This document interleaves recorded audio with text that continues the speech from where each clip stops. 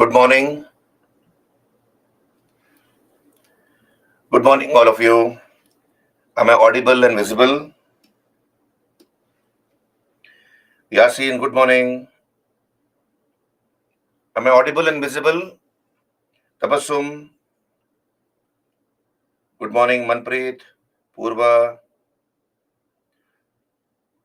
great. Jagriti, Kavi. So, yesterday's class. So, let some more people join in and I'll begin. Manpreet, is it also visible? I'm audible and visible? All of you. Okay.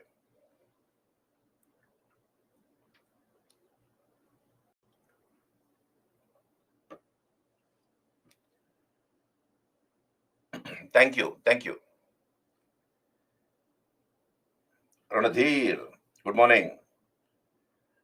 Right. So yesterday I've covered a few topics. We began with a few topics we have covered till now. What are the bigger topics I covered? I have done a brief overview of medieval Indian history, a bird's eye view of medieval Indian history. Then we covered Shankaracharya and his philosophy of Advaita.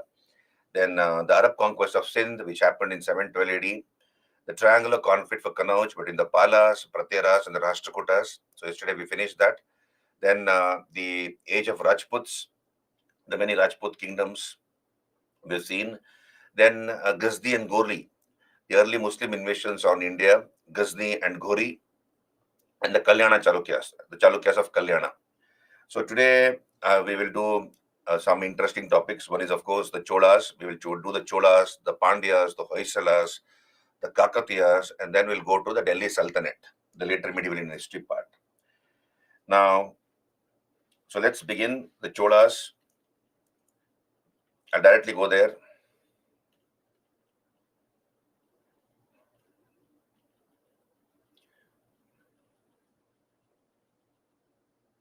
The Imperial Cholas.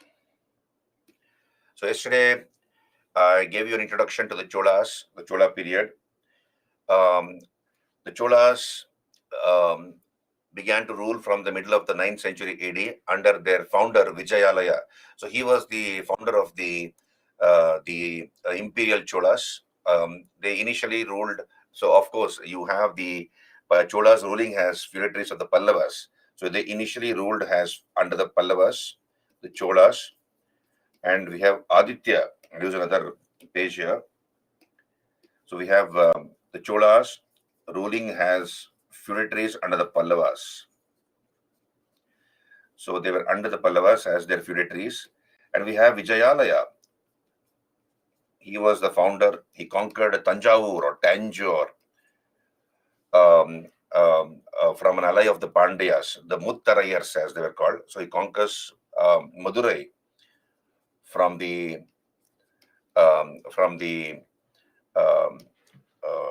from one of the allies of the Pandyas, the Muttarayars, and he built a Durga temple, the temple of Nishumbha Siddhini.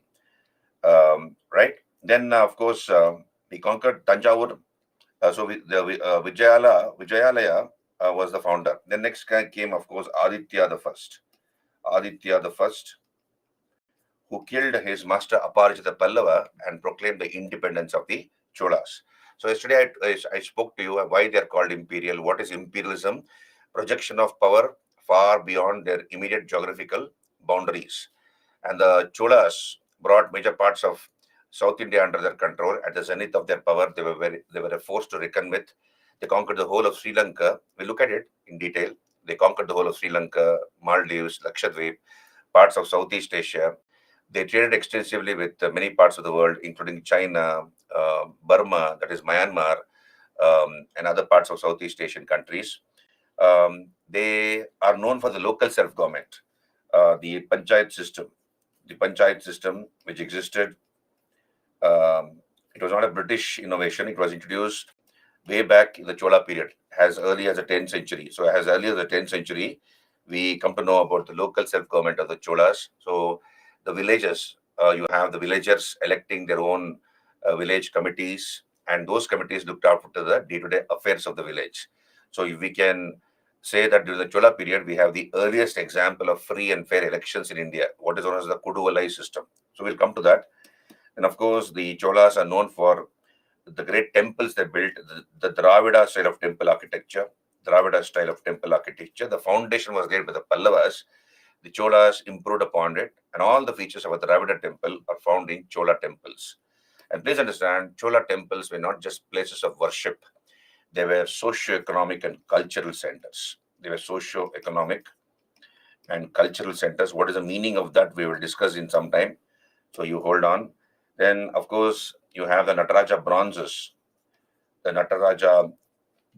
Which the Cholas casted according to the Sirperdu method. That is the lost wax technique. So the original model of Nataraja, that is Nataraja is dancing Shiva. So that is from the Chidambaram temple in Tamil Nadu. So the main idol of Shiva is in the form of a dancer. So that was copied by the Cholas, and they began to cast Nataraja bronzes, which are world famous. Of course, we have great development in Tamil literature. Of course, Sanskrit and Tamil flourished under the Cholas. So a number of books were composed in Tamil language. So it was the golden age of Tamil literature, you can call it. Golden age of Tamil literature. So very interesting. We will talk about the Cholas, right? And as I told you, there was no connection between the Sangam Cholas and the Imperial Cholas. There's no connection at all. With the Sangam age, as yesterday's class, if you remember, there were 3 Tamil kingdoms. So you have the 3 Tamil kingdoms: the Cholas, the Cheras, and the Pandyas. And we come to know about them through what is known as the Uttaramerur, through the so-called Sangam literature. So we come to know about them through the Sangam literature. And the Sangam period is roughly from the 3rd century BC to the 3rd century AD, as I told you. And after the 3rd century AD, we do not know what happened to these Tamil kingdoms, but we know that we have a group of evil rulers called the Kalabras. The Kalabras or the Kallapillars. I'm just recapping Dipesh. So just hold on. We'll look at the details in some time. So the Kalabras or the Kallapillars, they were the ones who ruled south of India, the deep south, for about 400 years. And as I told you yesterday's class, we have an alliance of the Pandyas, the Pallavas, and the Chalukyas. They joined together and brought an end to the rule of the Kalabras. So they ended the Kalabra rule. And we have again, apart from the Pandyas, the Cholas coming back in the middle of the 9th century AD. So you see, in the Sangam age, the Cholas ruled from Urayur. So Urayur was the capital of the Cholas in the Sangam age. So in the Sangam age, the Cholas had their capital at Urayur and Kaveri Pattanam. So they ruled from Urayur, right, and Kaveri Pattanam. That was their capital. Initial capital Urayur, and later shifted to Kaveri Pattanam. And Kaveri Pattanam is also called Puhar. But in the early medieval times, the great Cholas, the Imperial Cholas, ruled from Tanjore or Tanjavur as their capital. So Tanjavur or Tanjore was their capital. Right? So this is about the Cholas, the introduction to the Cholas. We'll come back here. So this area, you see, as you can see, this area was dominated by the Cholas from Kanyakumari to almost up to Bengal. And this entire area came to be called Chola Mandalam. It was called Chola Mandalam. They had a very powerful navy, and with that navy, they had converted the Bay of Bengal into a Chola lake. So they had converted the Bay of Bengal into a Chola lake. And the word Coromandel comes from the word Cholamandalam. The word Coromandel coast. It is after Cholamandalam. So here in the, Dipesh, I told you, in the early medieval times, Tanjavur becomes their capital, not Urayur or Kaveri Pattanam.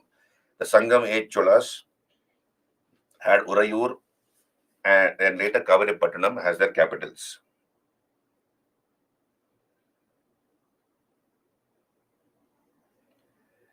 So fine, Satyam, Kalabras are considered to be a group of evil rulers, right?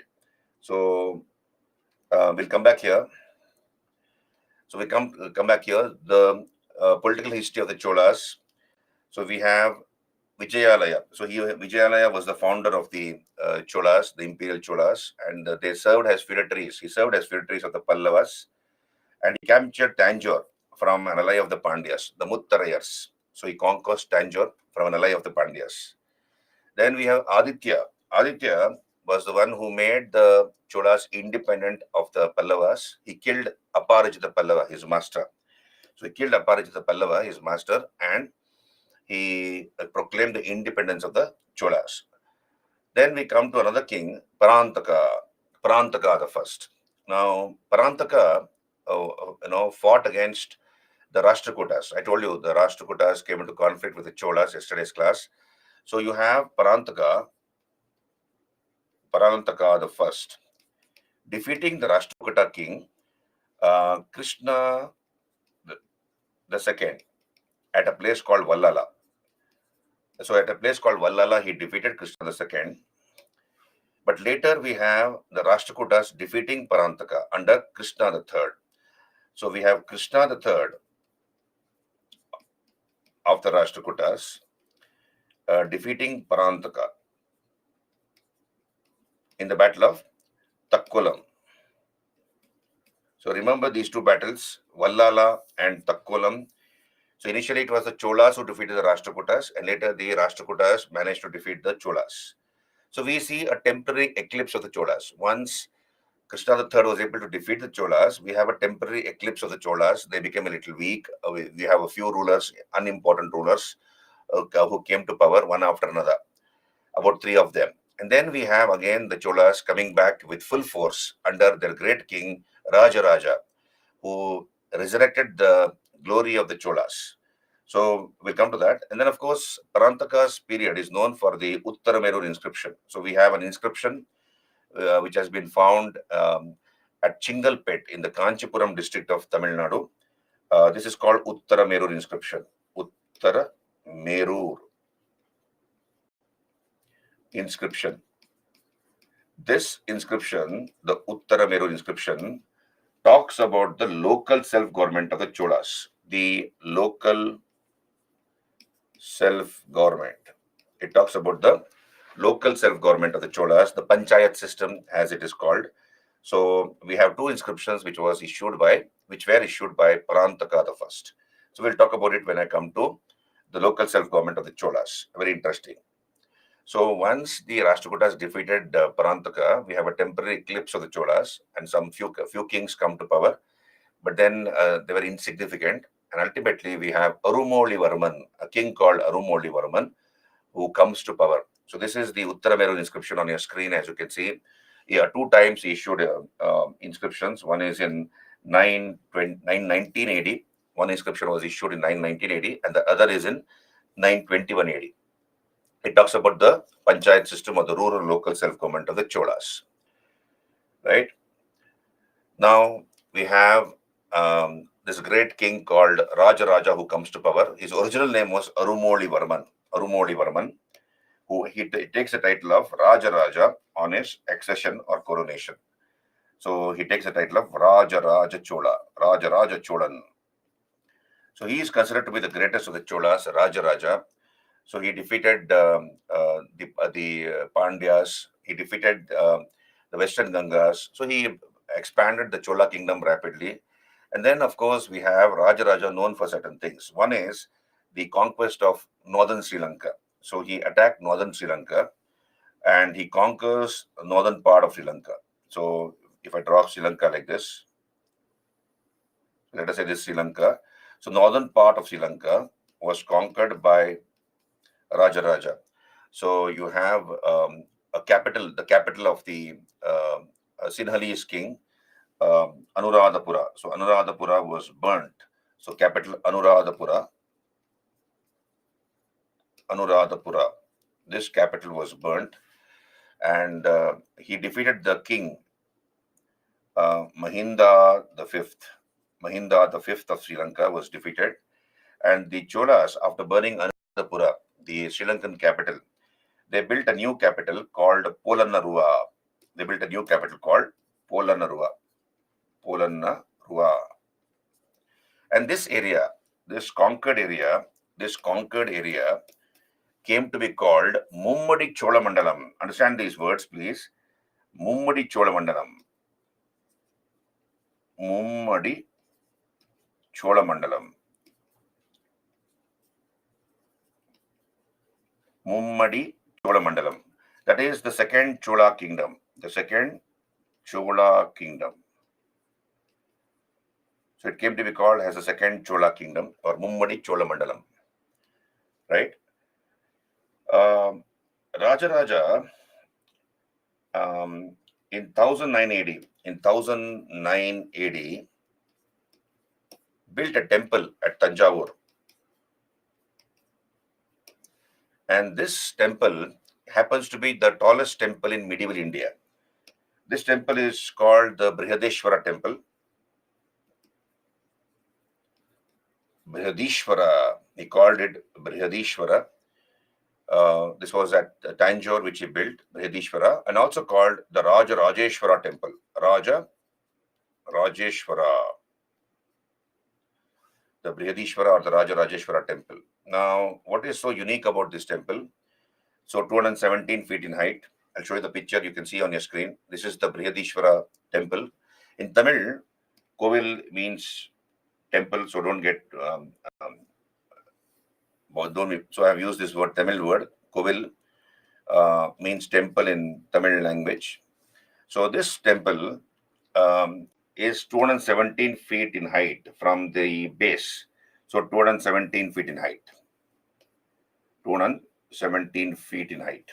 And this happens to be the tallest temple in medieval India. Now you can see here on the top of this temple, there's one stone. You can see this huge boulder. So this was a huge boulder, the capstone as it is called. This capstone is 25 feet in height. You see, it is 25 feet in height and it weighs 80,000 kgs. That is, it is 80 tons. Okay.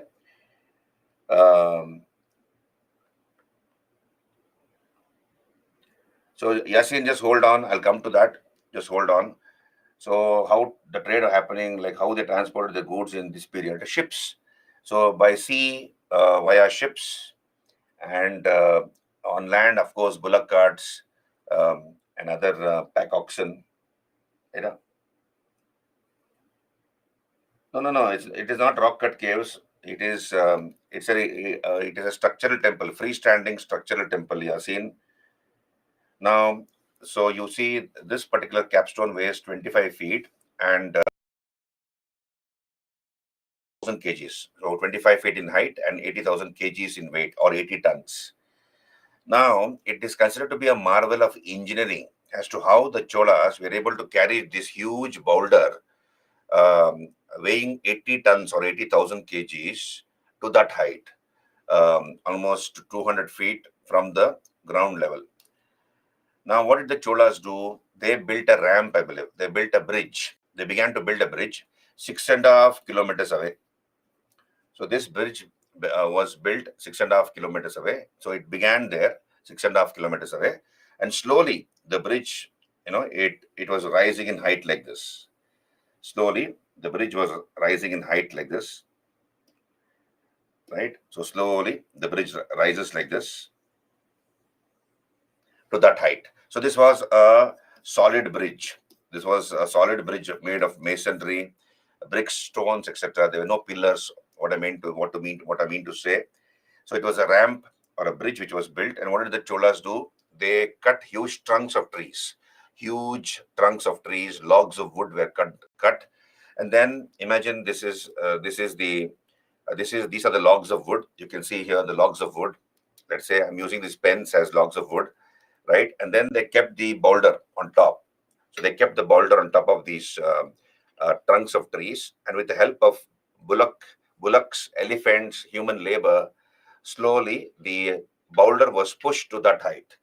Slowly the boulder was pushed to that height, and then the carving began. Then the carving was made. So this is considered to be a marvel of engineering. It is also called, why is this temple is called Raja Rajeshwara temple, apart from, so basically this is a Shiva temple, understand this. The Cholas were Shiva worshippers. So they were Shiva worshippers. Shiva was their main deity, though they were also tolerant towards other religions, including Buddhism and Jainism. And it is also called Raja Rajeshwara temple because it was the tradition amongst the Cholas to install an image of the king and the queen. And even the king and the queen were worshipped like gods. So idols of Raja were made along with his queen and kept inside the temple, and they were worshipped like gods. So it's basically a Shiva temple where the main idol is a Shiva linga, but then you also have an image of Raja and his queens. Now, what is the reason for this? Why was this practice followed by the Cholas? So the people believed that who can build such a magnificent temple unless he is close to God, unless he is close to Shiva. So that was the belief, right? So in 1009 AD, this temple was built in 1009 AD, and in 2009 AD, so 1009 to 2009, that is, this temple is more than 1000 years old. And please understand, this temple, the Brihadeshwara temple, is one among the three great living Chola temples. So it is one among the three great living Chola temples. What is the meaning of living Chola temples? Whatever pujas, rituals, etc. were performed during the time of Raja are even now performed in that temple, even after 1000 years, even after more than 1000 years. So therefore, it's a living temple. Right? So this is part of the great three living Chola temples. The other two are, of course, the Brihadishwara temple at Gangaikonda Cholapuram, built by his son Rajendra, and the Airavateshwara temple at Tribhuvanam, so built by Raja II. We'll come to that. So this is the great Brihadishwara temple built by Raja. So 217 feet in height. It is about 4 to 5 times the height of a coconut tree. So a coconut tree can maximum grow to a height of, let us say, 30 to 40 feet. So you add about 5 to 6 coconut trees, and that would be the height of the Brihadishwara temple. So it's a marvel of engineering. It's made of granite, solid granite. And all the features of a Chola temple, all the features of a Dravida temple are seen in Chola temples, right? So we have great titles which have been bestowed upon Raja, like, for example, Shivapada Shekara. So that is one of the titles, Shivapada Shekara. Mummadi Chola Deva, the second Chola, he was the one who established the second Chola kingdom in Sri Lanka. So Mummadi Chola Deva, Chola Martanda, Jayangonda, Rajakesari, Kandalur Salai, Kalamaruttaruli, Kandalur Salai, Kalamaruttaruli. That is, he defeated the Chera king, Bhaskara Ravivarman, in a naval battle at a place called Kandalur Salai. So he defeated this Chera king of Kerala, Bhaskara Ravivarman, in the naval battle of Kandalur Salai, therefore called Kandalur Salai, Kala Maruttaruli. Right? So then he gave his daughter Kundava in marriage. Yesterday's class, if you remember, the Cholas had matrimonial relations with the Vengi Chalukyas. So he gave his daughter Kundava in marriage to the Vengi Chalukyan prince Vimaladitya. So the Cholas under Raja not only conquered northern Sri Lanka, they also conquered Maldives and Lakshadweep. Right. Now,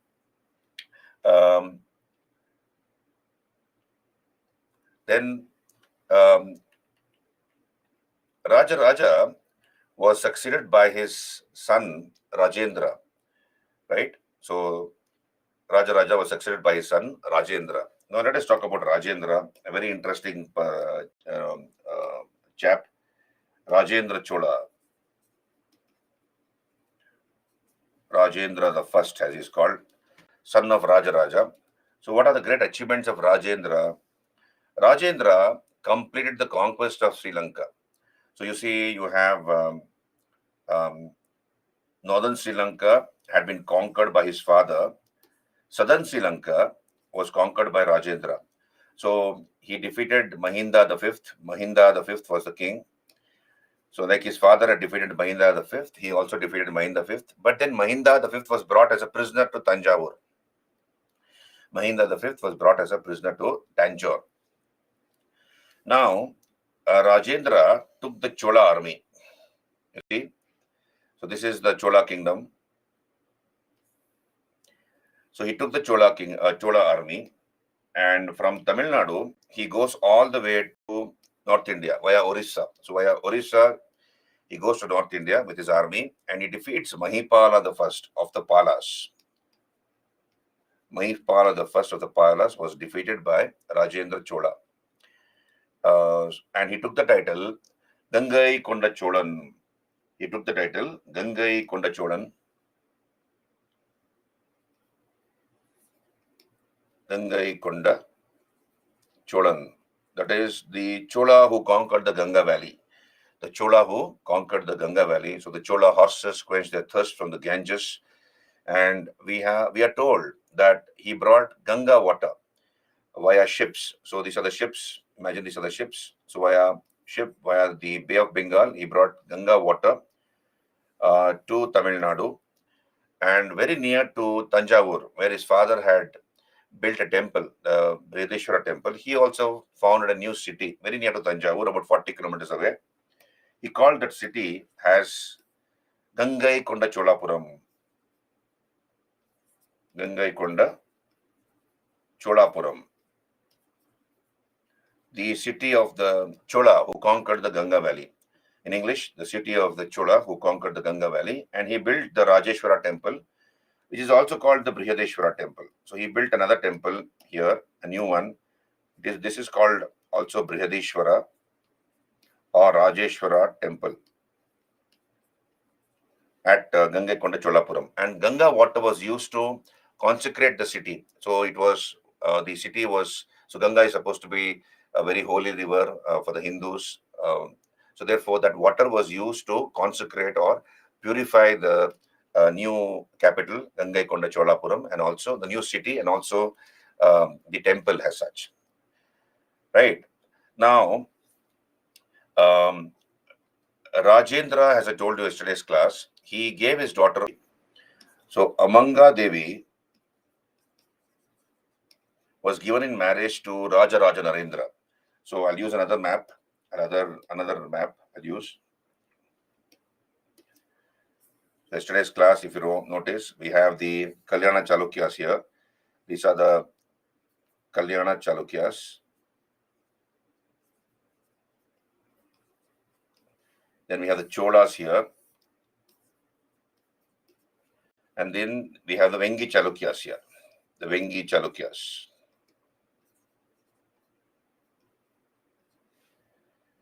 Right? Now, we have Raja giving his daughter. Raja gave his daughter Kundava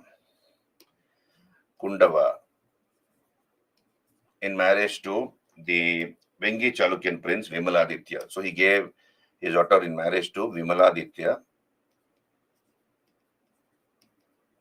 And the son born to Vimaladitya and Kundava. The son born to Vimaladitya and Kundava was Raja Narendra. Yesterday's class, his name was Raja Narendra. Right? Then Raja was succeeded by his son Rajendra. And Rajendra had a daughter. Rajendra's daughter's name is Amanga Devi. This Amanga Devi was given in marriage to Raja Narendra. Right? So Raja Narendra was given, Amanga Devi was given in marriage to Raja Narendra. And I told you that is a time when the Kalyana Chalukyas interfered in Vengi politics. They supported Vijayaditya, contended to the throne of Vengi, a competitor to the throne of Vengi, and placed him temporarily on the Vengi throne. This angered Rajendra because his son-in-law had been thrown out of the throne. So Rajendra attacked the Vengi kingdom and drove away Vijayaditya and put Raja Narendra back on the throne. So he gave his daughter Amanga Devi in marriage to Raja Narendra. Are you clear till here? Yes.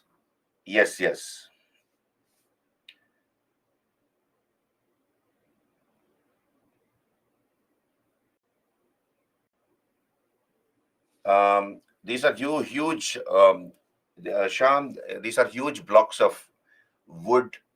These are all huge blocks of wood. So it not just one wood. These are all huge trunks of trees which were cut, and then and the huge boulder was placed on it. So that's how it was done. Komal, what do you want me to repeat? You can see here. Komal, what do you want me to repeat? Who married whom? Who married whom?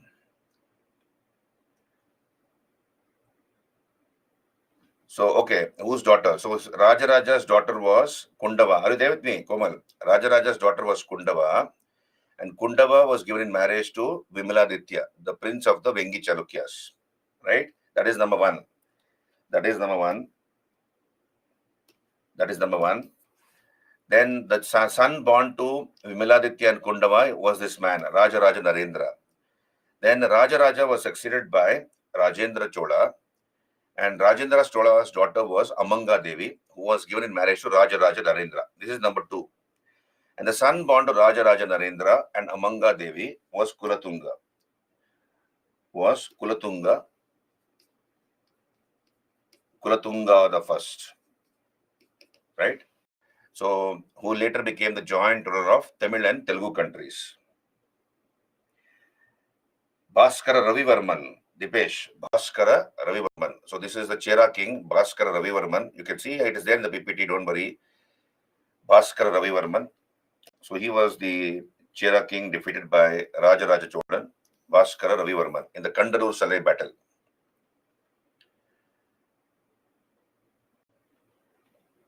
So Rajendra conquered the whole of Sri Lanka, the southern part of Sri Lanka. Then he defeated Mahipala. How do we know this? He defeated Mahipala. We have the Tirumalai inscription of Rajendra. The Tirumalai inscription gives us all these details. Now, we have, during the time of Rajendra, so you can see this is the Chola country in pink. And this is one of the sculptures in the Brihadeshwara temple at Gangaikonda Cholapuram, where Shiva is seen tying the headgear of Rajendra in a beautiful sculpture. So this is the Brihadeshwara temple, also called Rajeshwara temple at Gangaikonda Cholapuram. What is very unique about this temple is the concave shape of the Vimana. So it has a concave Vimana. And inside this temple, there's a huge linga, Shiva Linga. So the size of the Shiva Linga is 13 feet in height. It is 13 feet in height, the Shiva Linga, and the circumference of the Shiva Linga. So Shiva Linga is like this, isn't it? It's something like this, the Shiva Linga. The circumference is 59 feet. And the height is 13 feet, right? And of course, you have a beautiful Nandi, a gigantic Nandi outside the temple, as is the norm in Shiva temples. This temple is, of course, incomplete. This temple is incomplete. It was built by Rajendra. Are you there with me? No, Rajaraja is considered to be the greatest Zeba, not Rajendra. You have Rajendra was a great imperialist, no doubt. But then Rajaraja is considered to be the greatest of the Cholas. Matrimonial alliance is marrying into, into other families. Yeah, it was not fully, it is in so part of the temple is not fully constructed, right? So that is pretty intriguing as to why that is the case. It is incomplete, this particular temple. And we come back here. Now we have the Cholas interfering in the politics of Southeast Asia. On your screen, you can see here, this is the trade route taken by the Cholas. You can see this orange color line. This orange color line. Okay, so all this way you have Chola ships going to China via Southeast Asia, right? And during the time of Rajendra, you have something happening here that is in Southeast Asia, which resulted in Cholas attacking Southeast Asia and conquering Southeast Asia. Now, let us try to understand this part. Very interesting this is. So we have three kingdoms here. Try to understand this. We have the Sri Vijaya kingdom. You see, when Raja Raja was ruling, we have the king of Sri Vijaya, Sri Mara Vijaya Tungavarman, who sent an ambassador asking Raja Raja to bestow some villages for the maintenance of a vihara at Nagapattinam. So you have just hold on. We have during the time of Raja Raja, the king of Sri Vijaya. You can see on your screen the king of Sri Vijaya. Sri Vijaya was the kingdom in Southeast Asia. What was a dynasty ruling there? Shailendra dynasty. So Shailendra was the name of the dynasty. Shailendra dynasty. And the name of the king was Sri Mara Vijaya Tungavarman. So he built a vihara at Nagapattinam called Chudamani. So vihara is a monastery meant for the Buddhist monks. So here you can also have a Jain vihara, but here this was a vihara meant for the Buddhist monks. So from Southeast Asia, from the Sri Vijaya kingdom, many Buddhist pilgrims would come to India. So they would also want to visit South India. And when they come to the Chola kingdom, they can stay there in this vihara, which was built at Nagapattinam by this king of Sri Vijaya, Sri Mara Vijaya Tungavarman. And Sri Mara Vijaya Tungavarman requested Raja Raja to bestow a village for the maintenance of that particular vihara. So whatever is grown in that village will go towards the maintenance of that particular vihara. So here, upon the request of the Shailendra king of Sri Vijaya, Raja Raja bestowed an entire village called Anaimangalam. So Anaimangalam, a village called Anaimangalam, was bestowed upon by Raja Raja for the maintenance of that vihara. So this is according to the larger Leiden grant. In the Sri Vijaya kingdom in Southeast Asia, we have this grant called Leiden grant. From that particular grant, we come to know these details. So there was cordial relations between the Cholas and the Sri Vijaya kingdom initially. So Sri Vijaya was basically a Buddhist kingdom, and therefore this vihara was built by the Sri Lankan by the Sri Vijaya king in the Chola kingdom at a place called Nagapattinam. Right, are you there with me? And he called this vihara is a monastery meant for the residential purposes of monks. So it's also a cave. You see, vihara, it looks like this. Yasin. See, vihara basically is a cave. Okay, inside the cave you have small cells like this.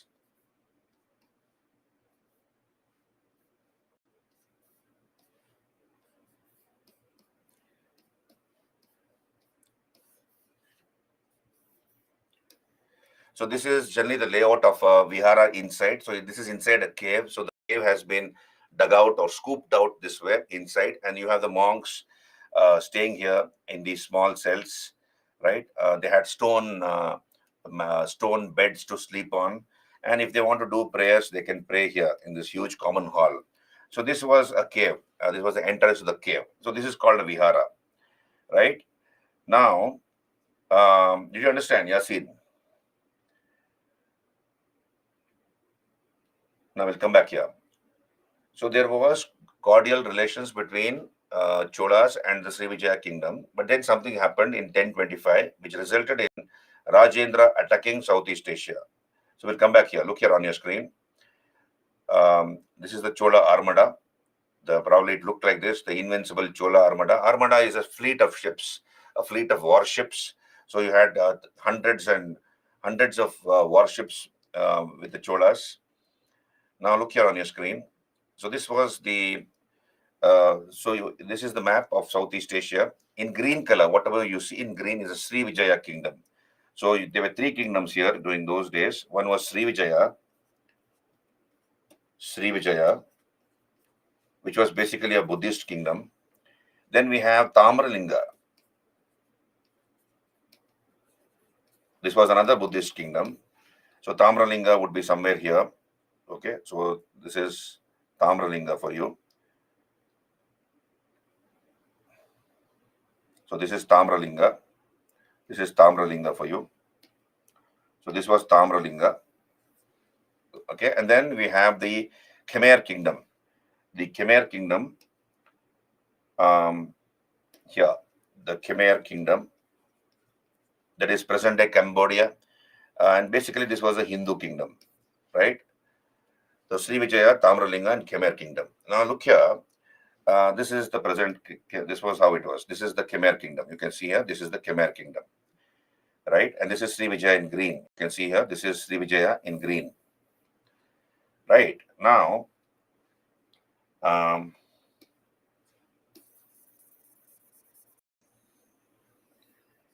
during those days, you have the Indian Ocean, which was equivalent to the International Maritime Silk Route. So the Indian Ocean served as the International Maritime Silk Route. So you have the Silk Route, but this was the International Maritime Silk Route. Just hold on.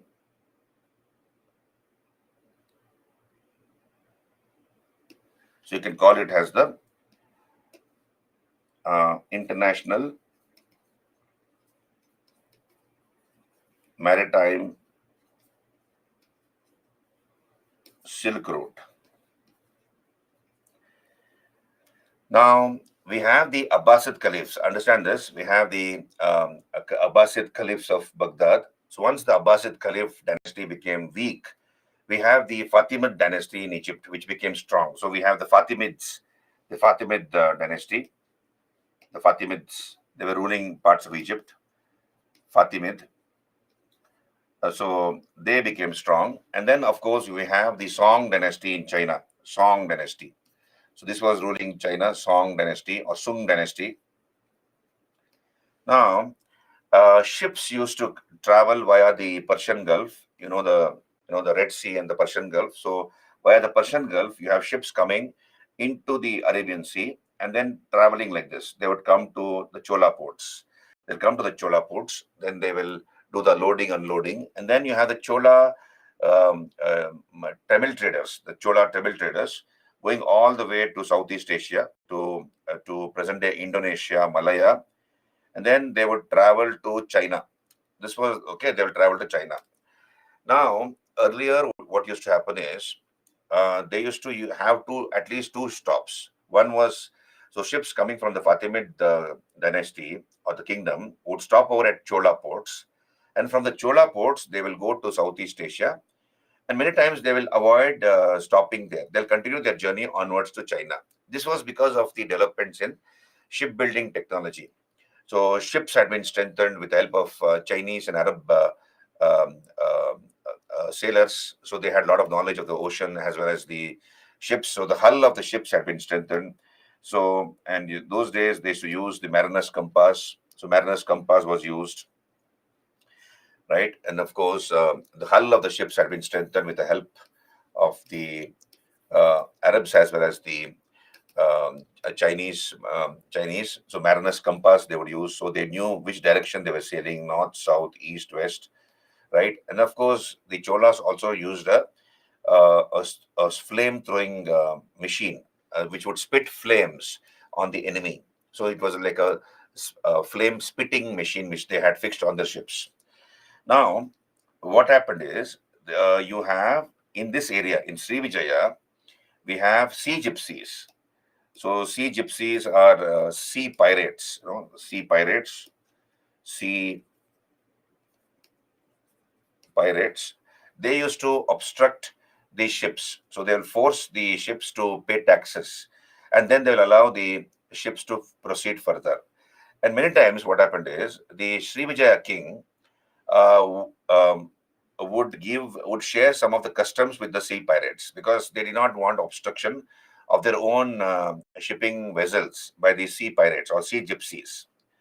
Now later, Srivijaya began to encourage these sea gypsies to force the ships to stop over at Srivijaya. So when ships are international ships belonging to different countries, including Chola ships, they did not want to stop in Srivijaya, but the sea gypsies would force them to stop in Srivijaya. And the Srivijaya king began to collect taxes from these ships, and then they'll allow those ships to proceed further. Are you there with me? Do you understand what I'm trying to tell you? Can you raise your hand so that I can continue? No doubt still here? Right? Karthik. Okay. Now, similarly, from the Chinese kingdom, from the Song dynasty, we have ships coming and traversing this area through Southeast Asia, and they would come to Southeast Asia and then maybe also go beyond Southeast Asia towards India and West Asia. So this was the international maritime Silk Route. Now, the Tamil traders, the traders belonging to the Chola kingdom, came and complained to Rajendra, telling him that Sri Vijaya king is forcing us to stop. We don't want to stop in his kingdom, but he's forcing us to stop our ships or dock our ships, and he is extracting taxes from us. And this is a loss for us. So please do something about it.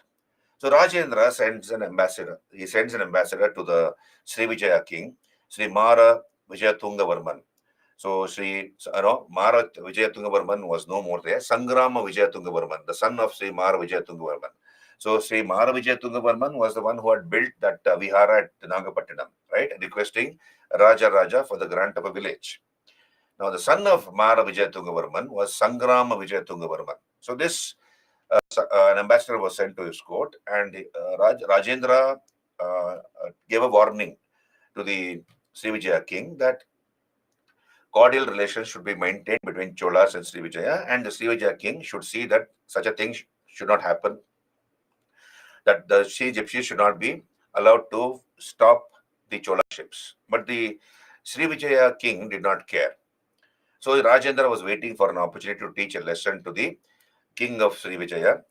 And then something happened in 1025. We have a war which broke out. There was a war which broke out in this area between Tamralinga and the Khmer kingdom. You can see on your screen, Tamralinga, so you can see Tamralinga.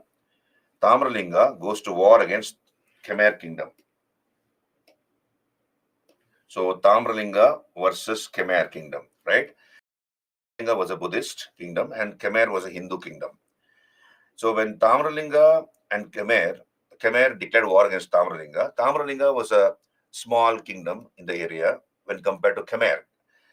So here, Tamralinga sought the help of Sri Vijaya. So Tamralinga asked Sri Vijaya to help her.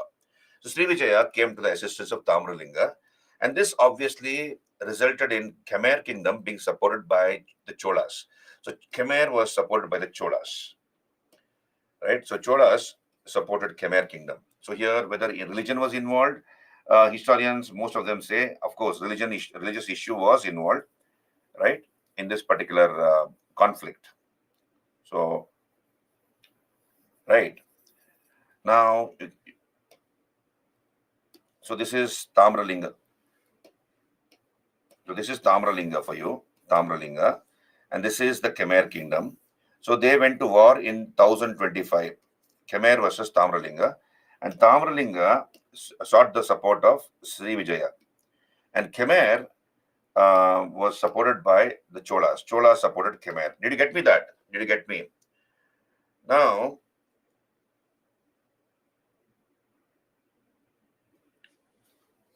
so Yasir, I don't know how to answer that question. So there will be no mobile phones, then how they communicated? Mobile phones are how old on this earth? You think about it, Yasin. There was communication even before mobile phones, right? So I will not answer that question. We'll come back here. So here, in 1025, we have a war breaking out between Khmer kingdom and Tamralinga. Tamralinga sought the help of Sri Vijaya, and obviously the Cholas supported Khmer kingdom. Now, the Cholas focused on Sri Vijaya. The most powerful kingdom in this area was Sri Vijaya. So they focused on Sri Vijaya totally, right?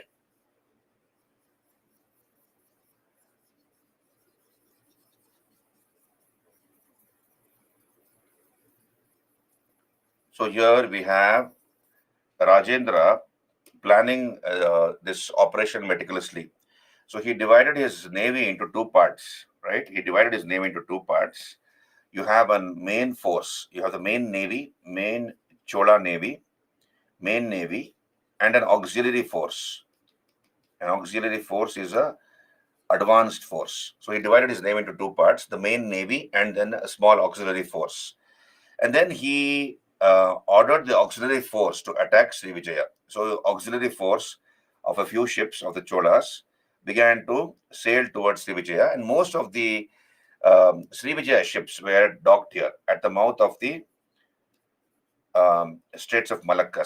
So these are the Straits of Malacca. So most of the ships of Srivijaya were waiting for the Chola navy there, presuming that they will come en masse.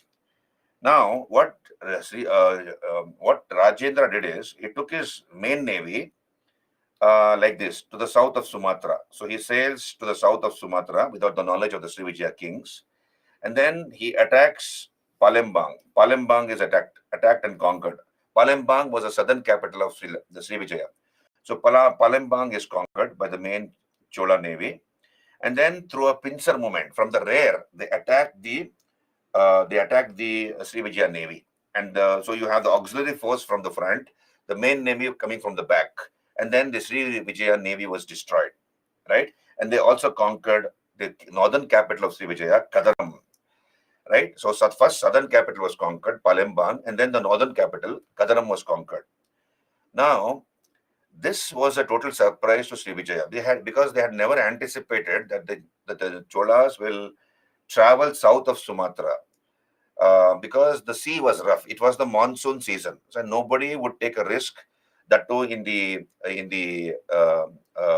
waters around Sumatra, because you have stones, rocks jutting out of the ocean.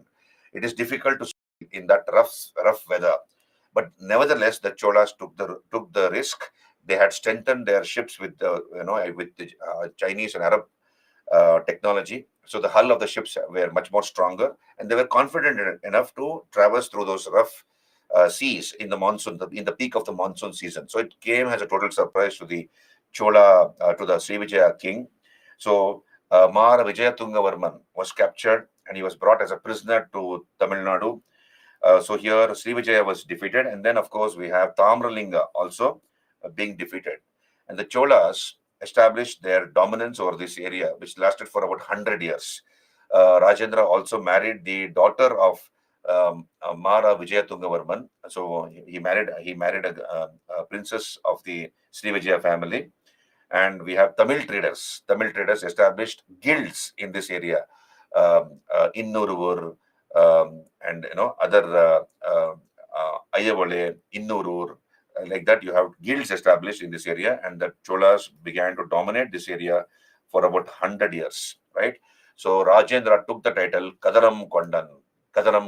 So he conquers the present regions of Indonesia, Malaya, southern Thailand, and Cambodia. So that together is called Kadaram. So therefore, he took the title Kadaram Konda. This is Rajendra's great military achievements. Did you understand? Right? So basically, the main reason was that the Srivijaya king, why was this war fought? Srivijaya king was obstructing Chola traders in their trade with China. So in order to make it smooth for the Chola merchants and traders, it was Rajendra who attacked and conquered Southeast Asia, right? So this is the great achievement of Rajendra. So I have mentioned here, go through these details. And then, of course, Rajendra also sent two diplomatic missions to China. One was in 1015 and the other is in 1033. So, Sangrama Vijayatungavarman was taken captive, and he took the title of Kadaram Konda. So we have Tamil traders establishing corporations, Manigramam, Ayyavale, Innurur, right? And I told you that he gave his daughter Amanga Devi in marriage to Rajaraja Narendra and put him on the Vengi throne when the Kalyana Chalukyas had temporarily ousted him from there. Are you there with me? Then we come to Kulatunga. Kulatunga, the son born to Rajaraja Narendra and Amanga Devi, Chola Princess Amanga Devi, Kulatunga. So Kulatunga, what happened during his period? Understand this. We have the persecution of the Vaishnavas by the Cholas. So Cholas were Shiva worshippers, right? And Vaishnavas are Vishnu worshippers. So Vaishnavas were being persecuted by the Cholas. So we have a person called Ramanujacharya. Ramanujacharya, who was a Vishnu worshipper, ran away from the Chola country, and he comes to Melkote near Mysore. So there is a place called Melkote near Mysore, present day Mysore in Karnataka. So Ramanujacharya came and took shelter at Melkote, right? And Ramanuja is the founder of the philosophy of Vishishta Advaita. Vishishta Advaita. And only who was the king here in South India, in the Kannada speaking areas? Vishnuvardhana. We have the Hoysalas ruling here. Hoysala king was Vishnuvardhana, the greatest of the Hoysala kings. So he takes shelter in the Hoysala kingdom of Vishnuvardhana, and he makes Melkote his headquarters.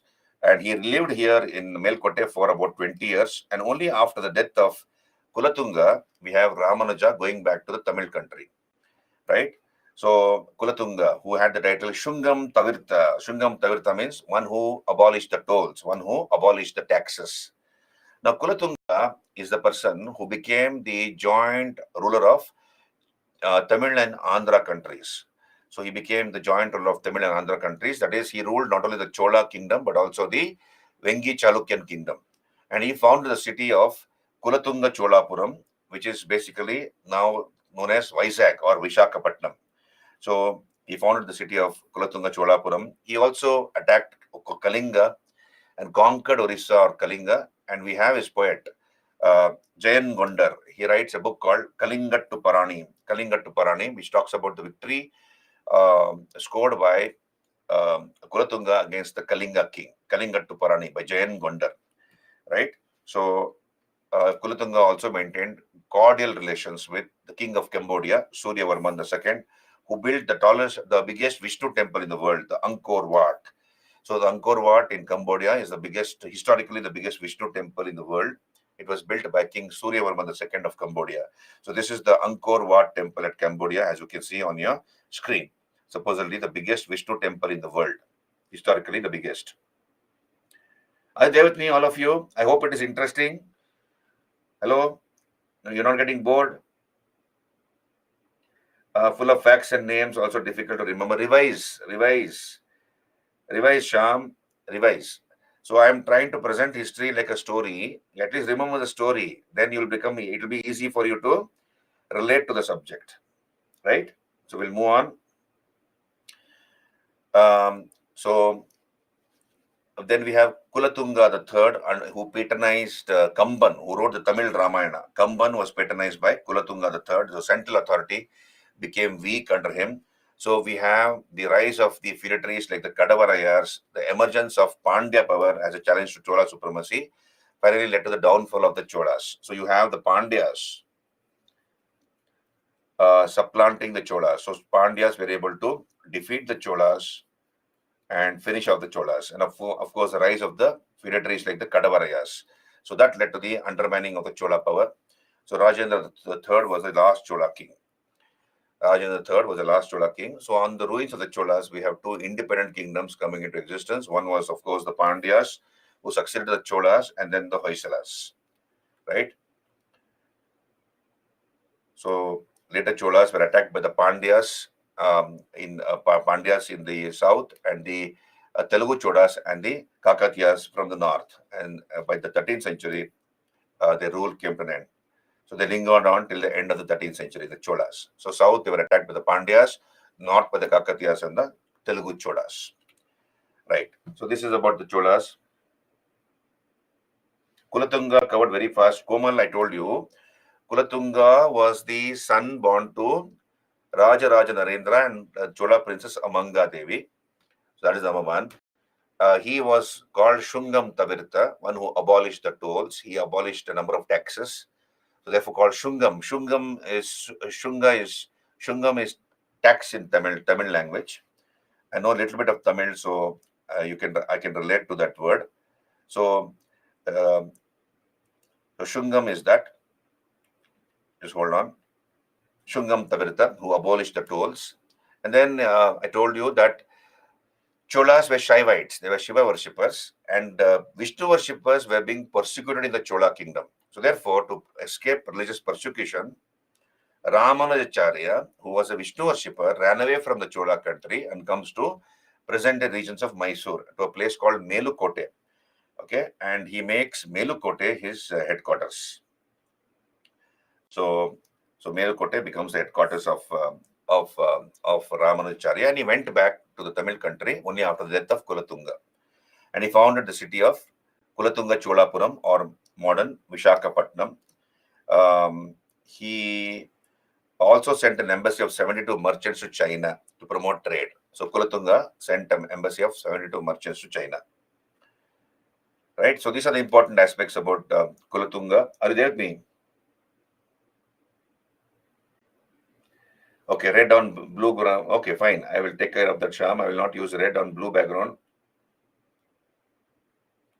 Komal, is it fine? Are you understanding? You're able to understand, Komal?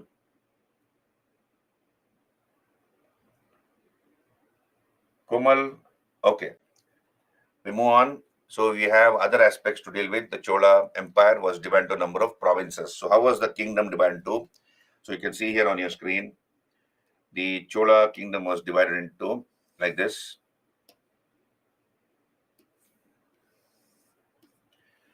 So the empire was divided to provinces called mandalams. So provinces were called mandalams under royal princes or officers, right? Then provinces were subdivided into divisions called Valanadu under Periyanattar,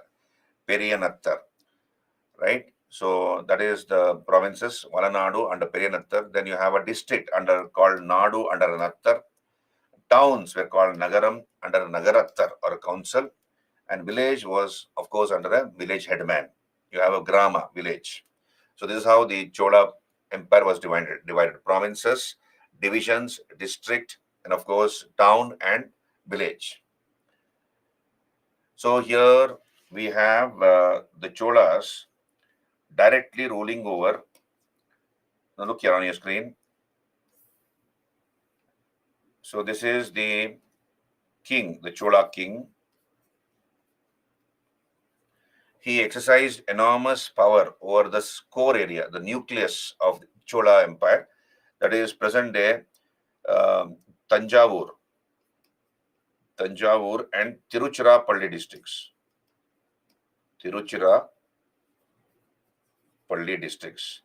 So he had tremendous powers in this area, the Chola king. But at the periphery, so these are the peripheral areas, as you can see on your screen. These are the peripheral areas. Here you have the chiefs who held sway. Chiefs held sway in these peripheral areas.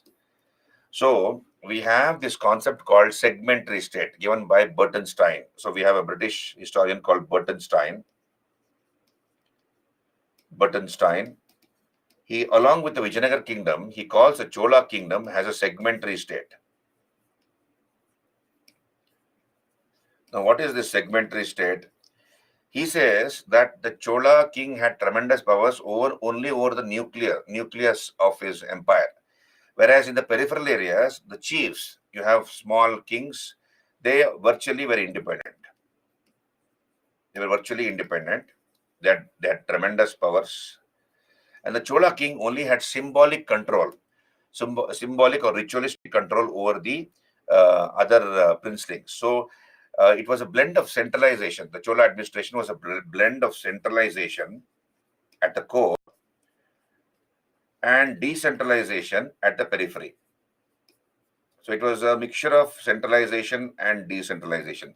And this concept was given by Bertenstein, and most of the historians agree to this. Did you understand? This is segmentary state as given by Bertenstein. I have mentioned it here. You can go through this particular yellow color explanation. I have given it here. So he had only ritualistic or symbolic sovereignty or control over those peripheral areas. So it was a mixture of centralization and decentralization. So over the core, that is Nandini, over the immediate zone, that is the central zone, the Chola king had tremendous powers. That is over the present regions of Tanjavur and Tiruchirappalli districts. So this is the core area of the king, whatever I have marked in red. This is the core area, right? So he had tremendous powers here. Whereas over the peripheral areas, which is marked in green here, okay, over these areas, we have chiefs who were holding sway. They had tremendous powers. And the king only had symbolic or ritualistic control over those kings in the peripheral areas. That is the meaning of segmentary state. It was a mixture of centralization and decentralization. So you have the king called by different titles: Ko, Perumal, Peruman Adigal, Peruman Adigal. That is the great one. He was assisted by a council of ministers headed by an officer called Udan Kuttan. Udan Kuttan. So he was the officer head of the council of ministers, right? Then we have bureaucracy. Bureaucracy divided to two groups of officers. We have the Perundanam, the higher officials were called Perundanam, higher officials. And Sirudanam, the lower officials were called Sirudanam. Chief Secretary was Olayanayakam. Olayanayakam was the Chief Secretary, head of the entire bureaucracy. Then Dispatch Officer, Vidaya Adhikari. So you have the king giving oral orders. So that was drafted by the Tiruvakya Kelvi. And those orders were drafted, were written. So Tiruvakya Kelvi drafted the royal orders. And that was dispatched to the various officers in the kingdom by the Vidaya Adhikari. Vidaya Adhikari was a dispatch officer, dispatching the information, whatever the king has ordered. Then we have the land revenue department called Puravu Vari Tinaikalam. Understand these words: Puravu Vari Tinaikalam. So North Indian students, Hindi students might have it, might find it difficult to pronounce these letters, these words, right? Feudatory is where the feudal lord has been given lands by the king, and he has certain obligations towards the king, the feudal lord. Like for example, collecting taxes from that area, maintaining law and order in that area, acting as a judge in that area. And when the king went to war, the feudal lord would also assist the king. Whereas here, the king virtually had no control over the peripheral areas. He had tremendous control over the nucleus, but not the peripheral areas. In the peripheral areas, those small kings were virtually independent. That's called segmentary state. So the king only had ritualistic or symbolic control over those peripheral kings, not real control. Did you understand? Dispatch officer is dispatching. You have the king giving orders. Nowadays, what do you see? You have politicians, bureaucrats, IAS, IPS officers. You have a PA. They have a PA or personal secretary, right? Or personal assistant. So the officer or the politician will give orders. He will he'll give a dictation, and in shorthand, the personal assistant will jot down in a small book in shorthand, and then he will type it properly in longhand in proper English or proper whatever language, and then he will show it to the officer or the politician. And if the politician says it is okay, then it is dispatched. It is signed by the politician or the officer, and that particular order is dispatched or faxed or posted or courier to various other places, right? That is dispatch officer. Local self-government, it was in the villages. We'll come to that, Deepesh. In the villages, the central government never interfered in the affairs of the village as far as the land tax was paid, right? So they were virtually independent. They were functioning like independent republics, the villages in the Chola period. Difficult in reading these Tamil terms, how to remember these terminologies. Stephen, of course, revise. You please revise and divide the words into 2 or 3 parts and try to remember. Tiruvakya Kelvi, Vidaya Adhikari. So that way you have to divide. You find your own way. You find out. Try to find a way to solve this problem. But then it is not a problem. It's a challenge, and you can remember that. When you can remember chemistry in school, this is nothing. It is easier than chemistry. Don't you agree with me?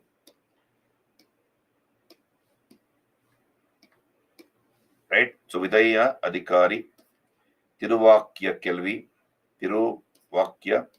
like that. That's how you remember. And of course, land revenue was the main source of king. Tax was exempted for lands belonging to temples and the Urnattam, residential portion of the village where the villagers used to stay. That was exempted from taxes, including the temples. So what are the other sources of income? Customs and tolls, professional taxes, taxes levied on ceremonial occasions like marriages, judicial fines, etc. We have Kalanju, Madai, Kasu. They were all coins belonging to the Cholas. What was the land revenue? 1/3 of the gross produce. 1/3 of the gross produce was the land revenue. And we have royal troops. That is called Kai Kolla Perumpadai. Kai Kolla Perumpadai. These were the royal troops.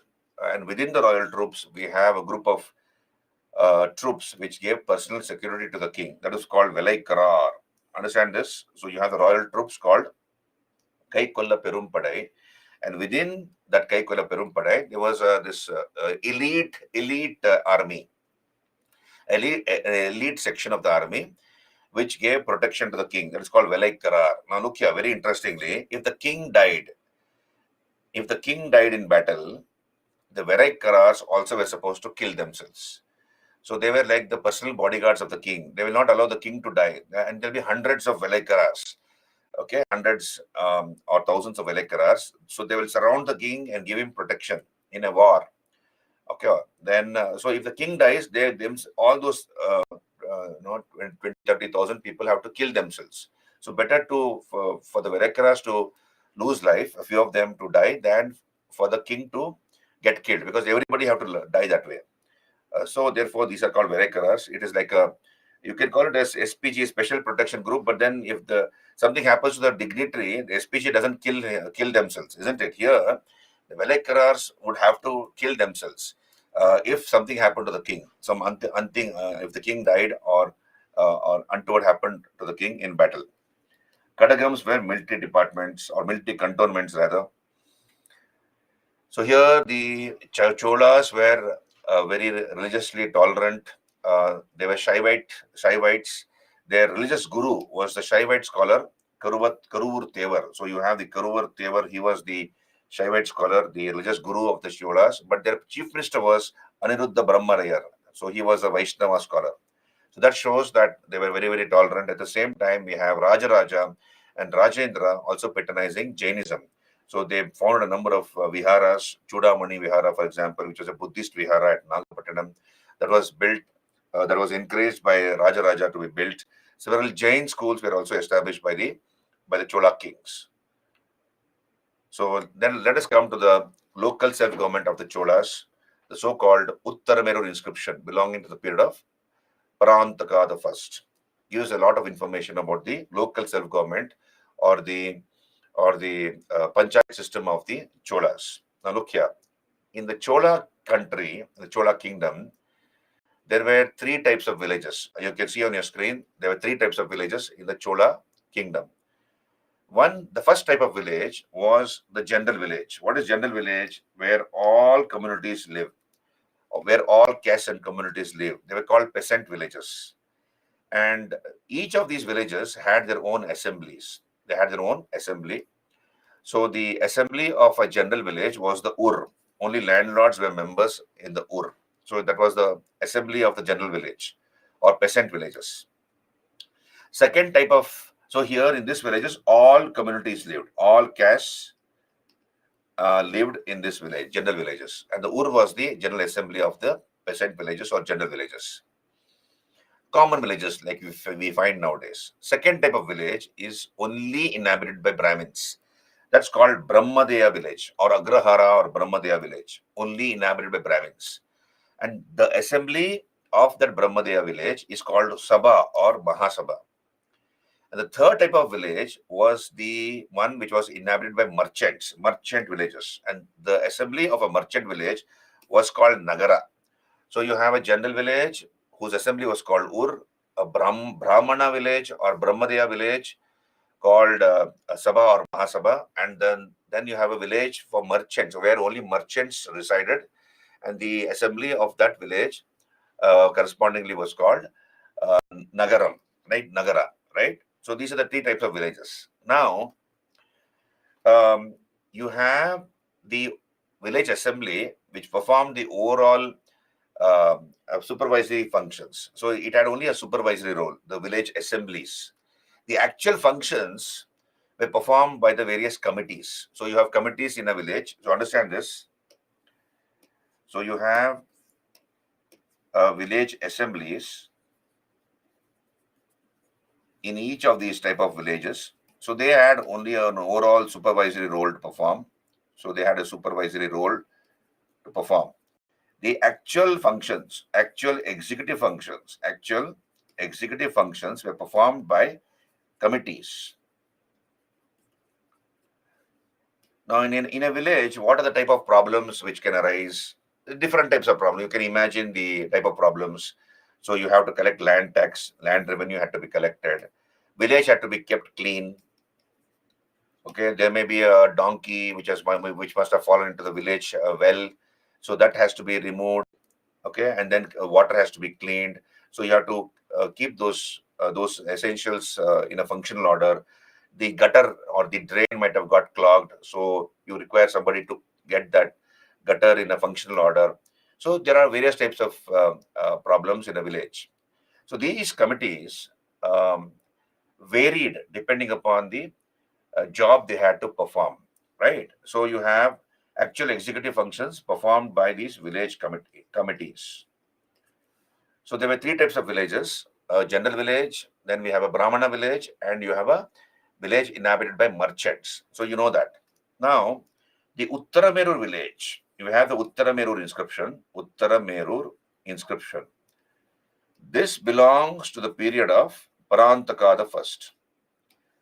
So it belongs to the period of Parantaka the first.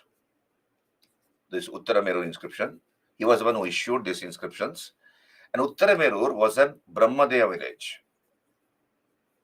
Uttarameru was a Brahmadeya village. That is, it was inhabited by Brahmins.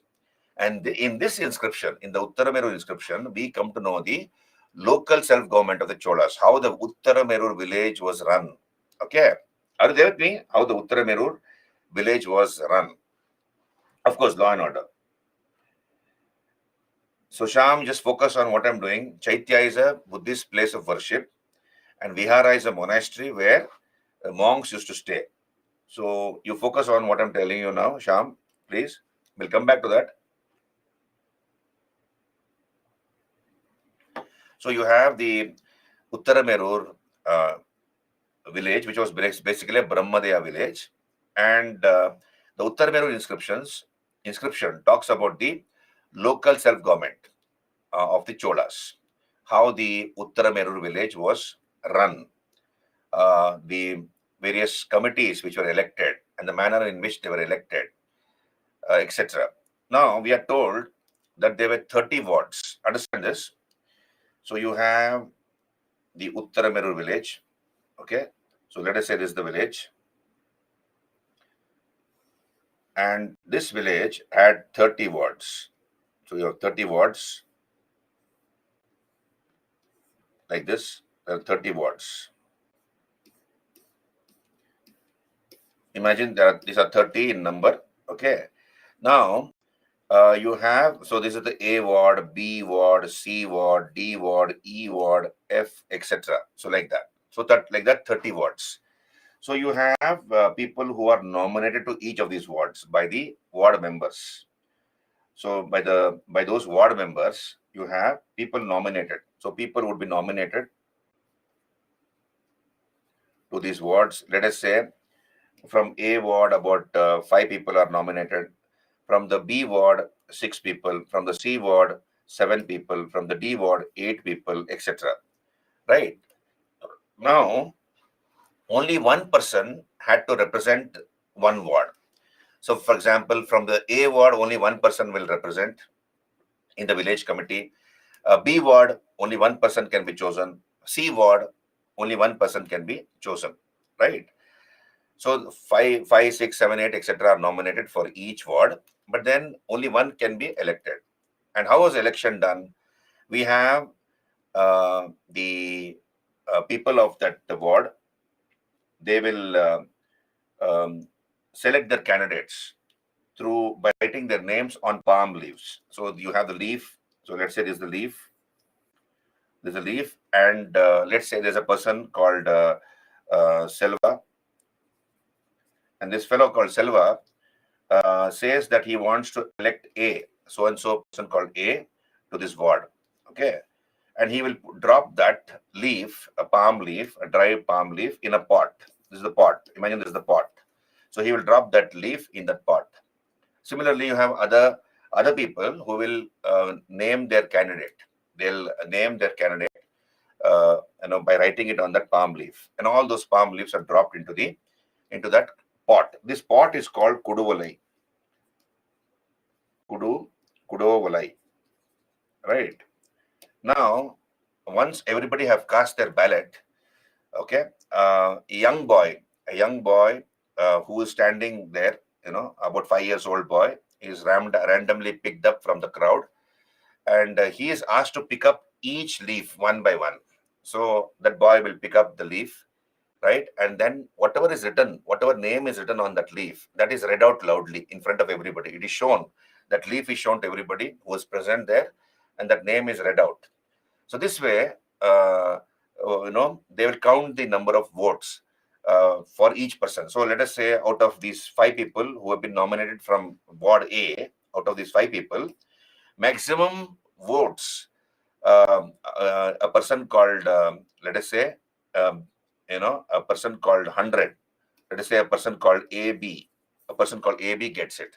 So he will be nominated from that A ward. Similarly, from the B ward, somebody gets the maximum number of votes. Let's say BC. He will be nominated from this ward. This way, committee members were chosen. So committees were called variums. Committees were called variums, right? And the members of the committees were called Variya Perumakkal. Variya Perumakkal. Did you understand? Variya Perumakkal, right? So, right, Variya Perumakkal. So, the Uttara Merur village had 6 committees. Look here on your screen. So, the Uttara Merur village had 5 committees with 42 members. So, 5 committees with 42 members. So, totally 42 members had been chosen by the Uttara Merur village people. So, we have these committees. Eri Variyam. Eri in Tamil is tank. Eri. So, tank committee. How many members were appointed to the tank committee? 6 members. Then Panchavariyam. Pancha means tax. Pancha means Panchavariyam, tax committee in 6 members. Pon Variyam. Pon is gold. So Variyam is common, as you can see in those words. Pon Variyam is gold committee, 6 members. Totta Variyam is gardens and roads. Samvatsara Variyam, that is annual committee. Totally 12 members. So when you add all these things, it becomes 42 members. So 42 members divided into 5 committees, right? Now, the number of committees can vary depending upon the duties performed in that village. So the number of committees vary depending upon the duties performed in that village. So we have various committees. You can see here, Eri Variyam, Panchavariyam, Pon Variyam, Totta Variyam, Samvatsara Variyam, and Puraru Variyam. So these are the various committees. Did you understand what I've just now said? Who are the voters? The people are the voters. The people of that ward, the people of that village are voters. Of course, women were not allowed to vote. Only the men were allowed to vote.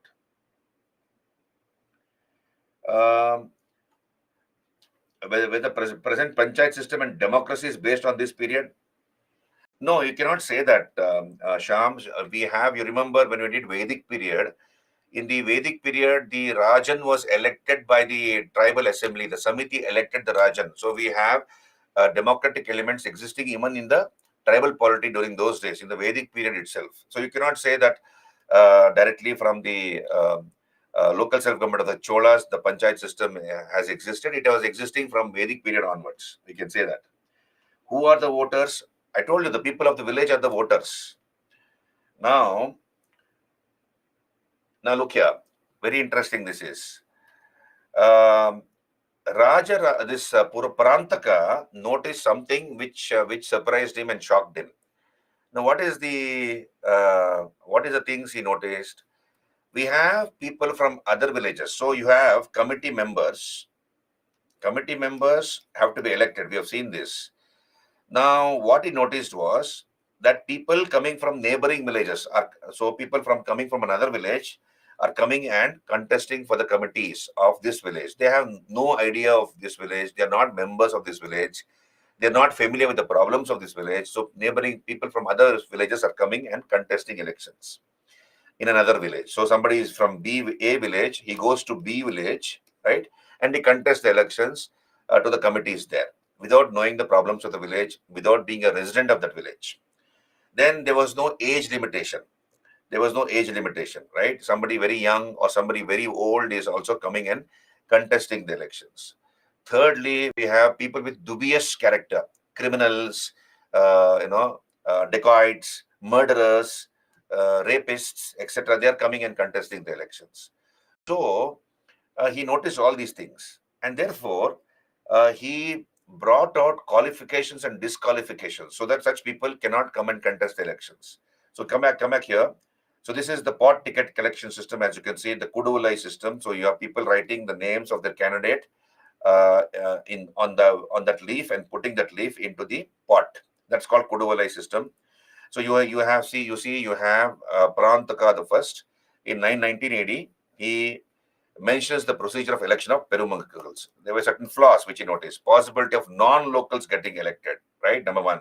No specific age limitations. Somebody very young and somebody very old also coming and contesting. And possibility of criminals, those with bad conduct, illiterate people also getting elected. So he noticed all these flaws. So therefore, 2 years later, that is in 921 AD, he issued another inscription, and where he brought out qualifications and disqualifications for people who can contest the elections to those committees. Now, what are the qualifications? Number one, he should be a resident of that village. Interesting. Look here. He should be a resident of that village, right? He should be familiar with the problems of that village. He should have a house in that village or a small piece of land. He should be the landlord. He should have a small piece of land. He should be owning that land, or he should be owning a house in that village. He should have knowledge of the Dharma Shastras, okay, and the Vedas. He should have some knowledge, basic knowledge. Therefore, illiterate people were not encouraged. He should have knowledge. He should be educated, right? And of course, age limits were set. Minimum 30, maximum 70. So these are the rules brought by Parantaka the first in the second inscription. He must have a house or 1/4 valley of land, a small portion of land in that village. Age limits were fixed, 30 and maximum 70. That person should be well versed with the problems of the village. He should have knowledge of the Vedas and the Dharma Shastras. So this is the qualification. What are the disqualifications? Who cannot contest the elections to the committees? On your screen, those who had already served for 3 years cannot contest for a 4th term. Very interesting. So that person has served in the committee 3 times. 4th time he cannot contest. Like the President of America, he can contest maximum for 2 times, not more than 2 times. So obviously, he is disqualified.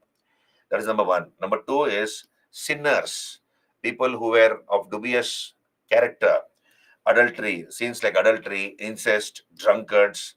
They were barred from contesting the elections. So that person has committed adultery. What is adultery? You're married and still having extramarital relations. So adultery, incest, drunkards, not allowed. Not only that person cannot contest, even his relations cannot contest the elections. This is number two. Right? Third, those who had stolen property of others, they cannot contest. And those who had failed to submit accounts as committee members. So if you have failed to furnish accounts as committee members, you cannot contest. These are the disqualifications brought out by Parantaka the first. And you have a compulsory essay paper. If they ask you about political reforms or election reforms, you can mention this, right? This was existing in the Chola period. And why can't we have such things? Because nowadays politicians don't have any qualifications. Anybody can contest, right? And if such qualifications are there, then a lot of unwanted people can be weeded out as our leaders, right?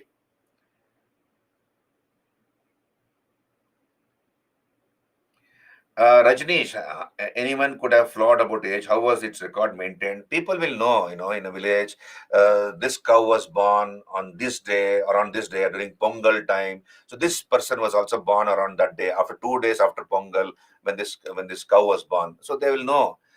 People are not fools in the villages. They might not be literate, but they have a lot of common sense. So they know. People will know.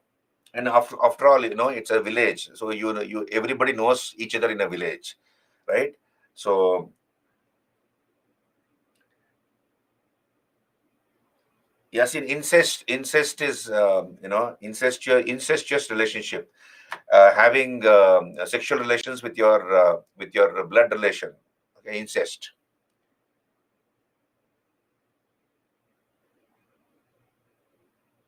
Sham, paper was introduced. So Sham says, sir, paper already was discovered by the Chinese. Then why Cholas are not using paper? Sham, paper was introduced by the Turks in the 13th century in India. So till the 13th century, till the Turks introduced paper, people were using palm leaves, right? See, village count, Dhyana, village count. What is the difference between village council and village committee? Village committees perform the actual executive functions. The day-to-day functions, the day-to-day problems of the village were taken by this committee, were taken care of by these committees. Village assembly or the village council had an overall supervisory role. You can see here on your screen. These are the village assemblies, right? General village Ur, Brahmadya village Sabha or Mahasabha, merchant village Nagara. So they had overall supervisory role. Day-to-day affairs were not taken care by the village assemblies. It was done by the committees and the members of the committees.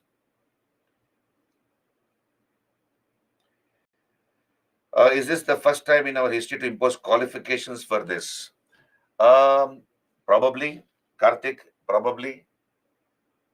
Yeah, it was a great measure on the part of the Cholas to have done this, that they introduced qualifications and disqualifications for members. Sham, I've already answered your question. Was it horoscope? There would be horoscopes, definitely, Rajneesh. Mauryas were the first to introduce census.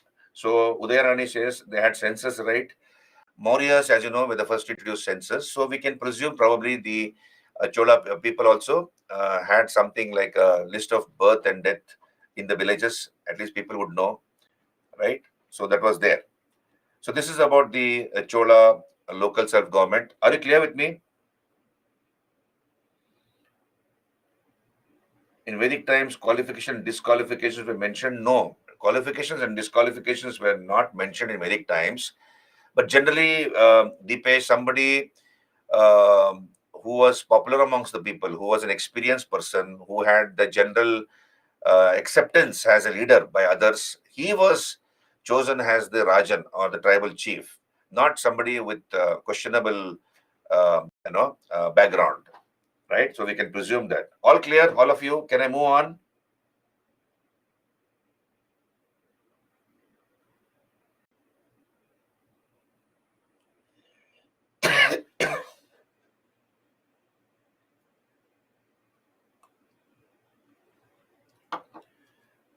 Sengol was also from Cholas. Yeah, the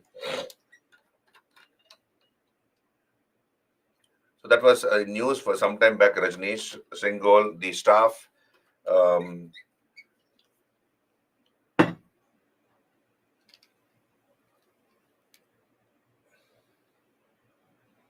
PPTs will be sent to you.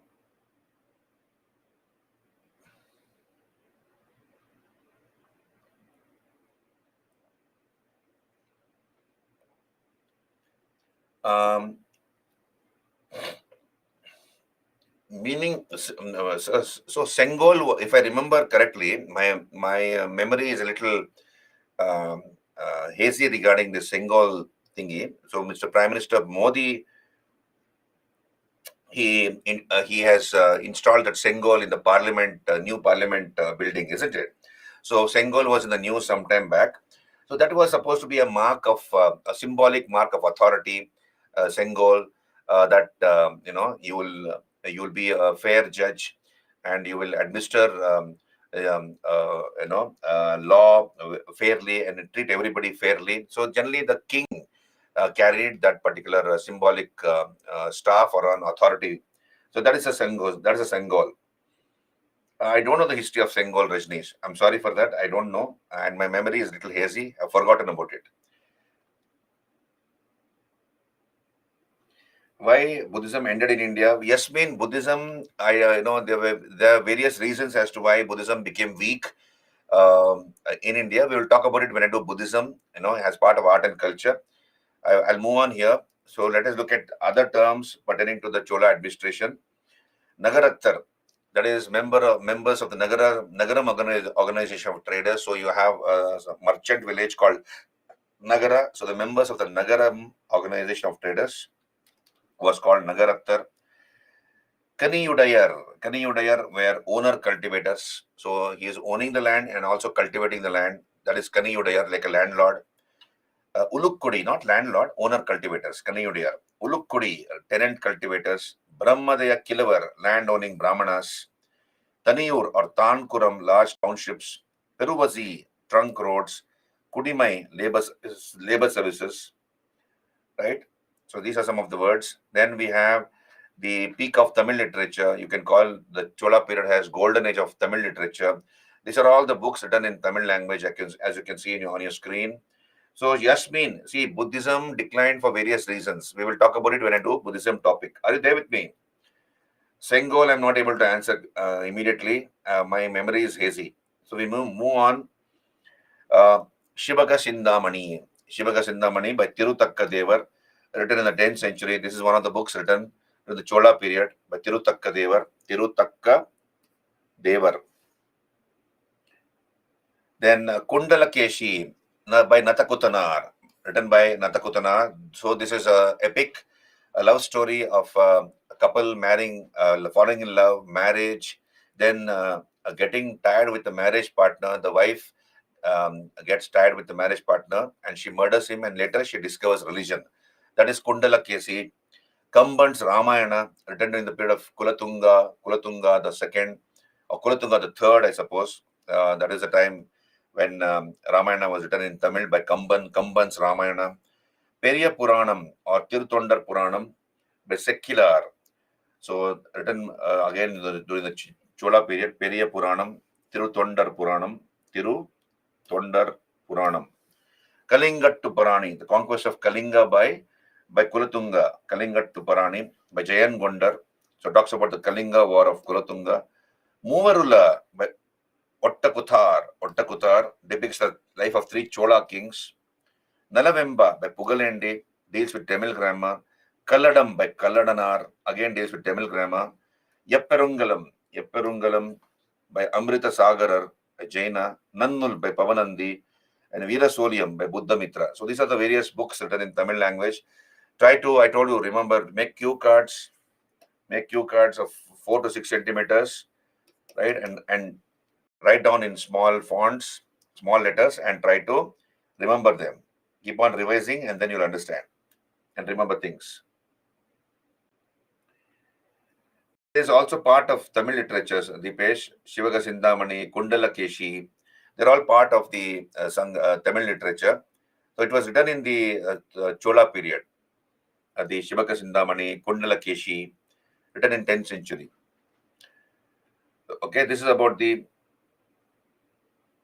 Akshata, how important are these books for the exam? So they might ask you, in the form of match the following, or they might ask you ask you to write a brief note on Tamil literature, right? So therefore, in the literature topic, so you better read it and try to remember these words, at least important ones you try to remember. So 5 epics, something about Tamil literature, development of Tamil literature. We have the Sangam period, a number of books written. Then we have the Nayanars, the 63 Shaiva saints, and the 12 Alvars also contributed towards enrichment of Tamil literature. To the Chola period, a number of books were written. So all these are examples of Tamil literature. So that has come to the Pandyas. So we'll take a small break here. We'll take a small break, 7:40. About 15 minutes break. Is it fine? Instead of giving at 7:45, I'm giving you 5 minutes early. So we'll finish this. We'll go for a break and come back. We'll take a 15 minutes break and we'll come back exactly at 7:55. So 7:55, we'll meet. Okay? Right.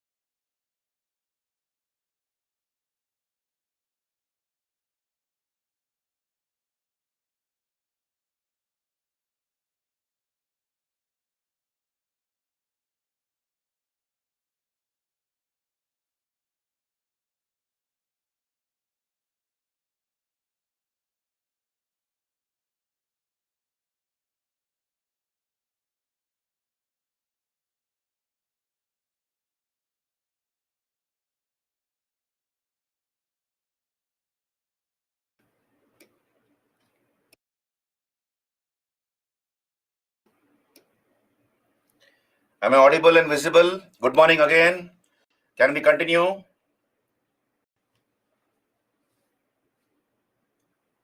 Students, am I visible and audible? Okay, great. Any doubts regarding the Cholas?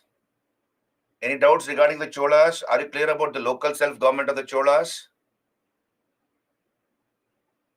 Please raise your hand so that I can go further.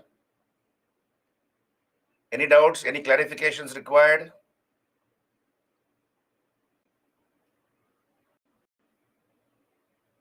All clear. Great.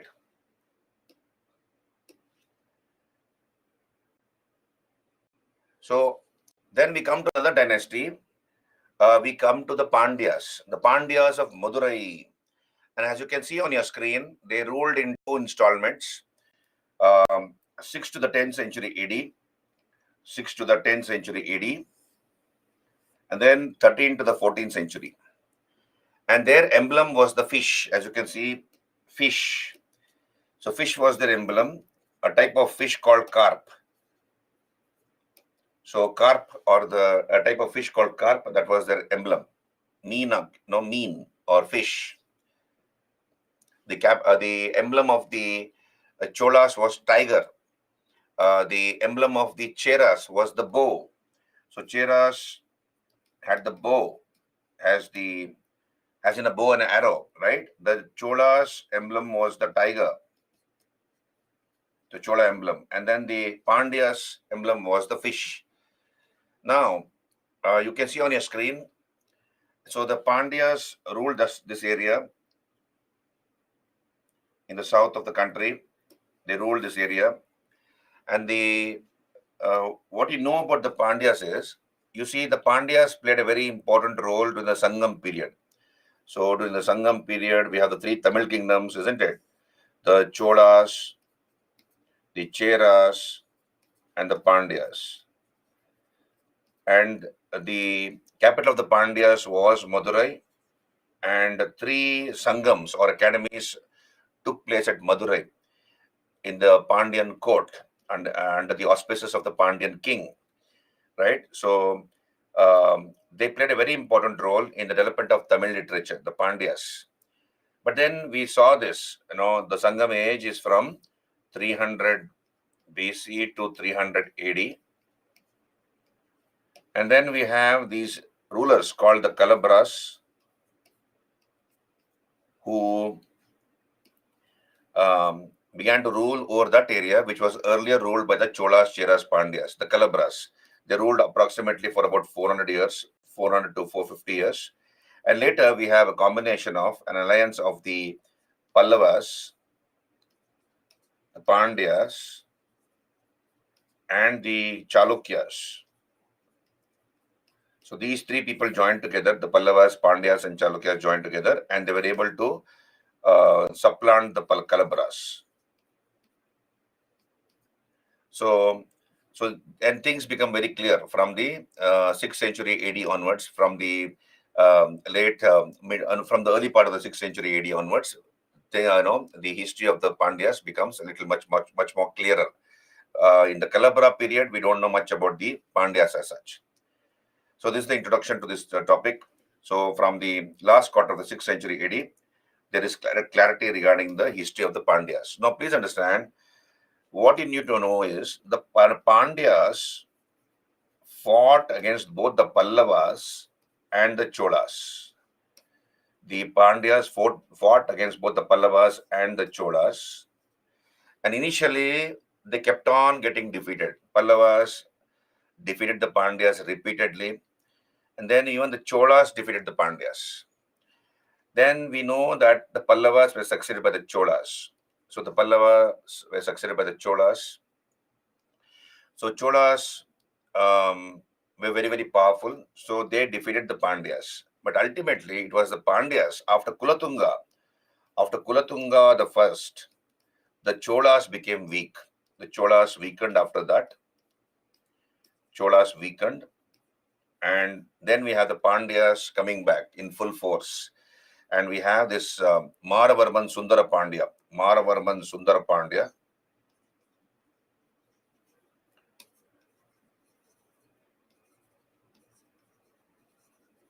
He defeated the Cholas, Kulatunga the third, Rajaraja the third, and then he burnt Urayur.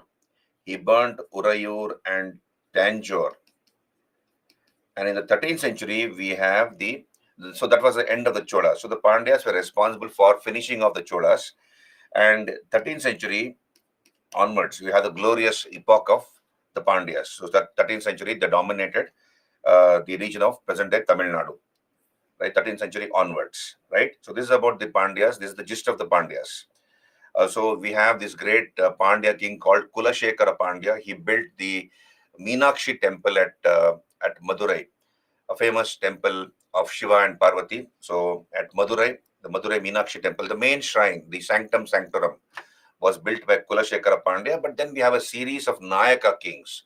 Nayakas ruled over Jinji, Vellore, Jinji, Madurai, Tanjavur, etc. And these Nayaka kings kept on adding, to the Meenakshi temple, including some of the Vijayanagar kings have added separate annexes to the Madurai Meenakshi temple. So it's a huge complex with 11 gopurams.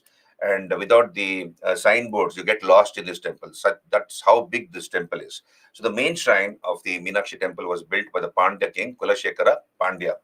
We have Malik Kafur, who attacked South India, and he defeated the Pandya brothers. You have two brothers, Sundara Pandya, Veera Pandya. So both Veera Pandya and Sundara Pandya ran away without a fight. But then we have the uncle of these Pandya brothers, Vikrama Pandya. He rallied the forces. He rallied the Pandya forces. Then he gave a tough fight to Malik Kafur and defeated Malik Kafur. So the attack on South India was not fully successful as far as the Pandya country is concerned. Malik Kafur was able to defeat the Yadavas. He was able to defeat the Kakatiyas as well as the Hoysalas, but he was not able to fully defeat the Pandyas. So the only power in India, for that matter, to have defeated Malik Kafur were the Pandyas. So that is the credit to the Pandyas that they were able to defeat Malik Kafur. And we have this great historian called Professor K. Nilakanta Shastri, an authority on South Indian history, who made extensive study of the Cholas as well as Vijayanagara. And he is the one who gives this information that the attack on the Tamil country was not fully successful as far as the Pandyas was concerned, because they were able to defeat Malik Kafur. So this is the gist of this topic. The rest all is factual information. And of course, we have this rock cut temple which the Cholas built at a place called Vettuvan Kovil. So we have this Vettuvan Kovil. Kovil means in Tamil temple. So this is near Kanyakumari. So the entire mountain has been carved into a temple. So this is one of the earliest rock cut temples made by the Pandyas, and such style where your entire mountain has been carved into a temple was later magnified under the Rashtrakutas when they built the biggest rock cut temple in the world, the Kailasa temple at Ellora. So along with the Pallavas built mandapas. What are mandapas? And then ratha. So we'll talk about it. So we have small cave temples called mandapas with a shallow pillared porch in the front and the Garbha Griha in the background. That is called a mandapa. Rathas were monolithic temples built by the Pallavas. So from mandapas, you have a transition to rathas. So around the same time, we have the Vettuvan Kovil temple, which was built by the Pandyas. It is very near to Kanyakumari. So this is about the Pandyas, and the Pandya country was famous for pearls. In fact, they exported pearls to even Rome. So pearls, and then Hyun Sang visited South India when the Pandyas were ruling.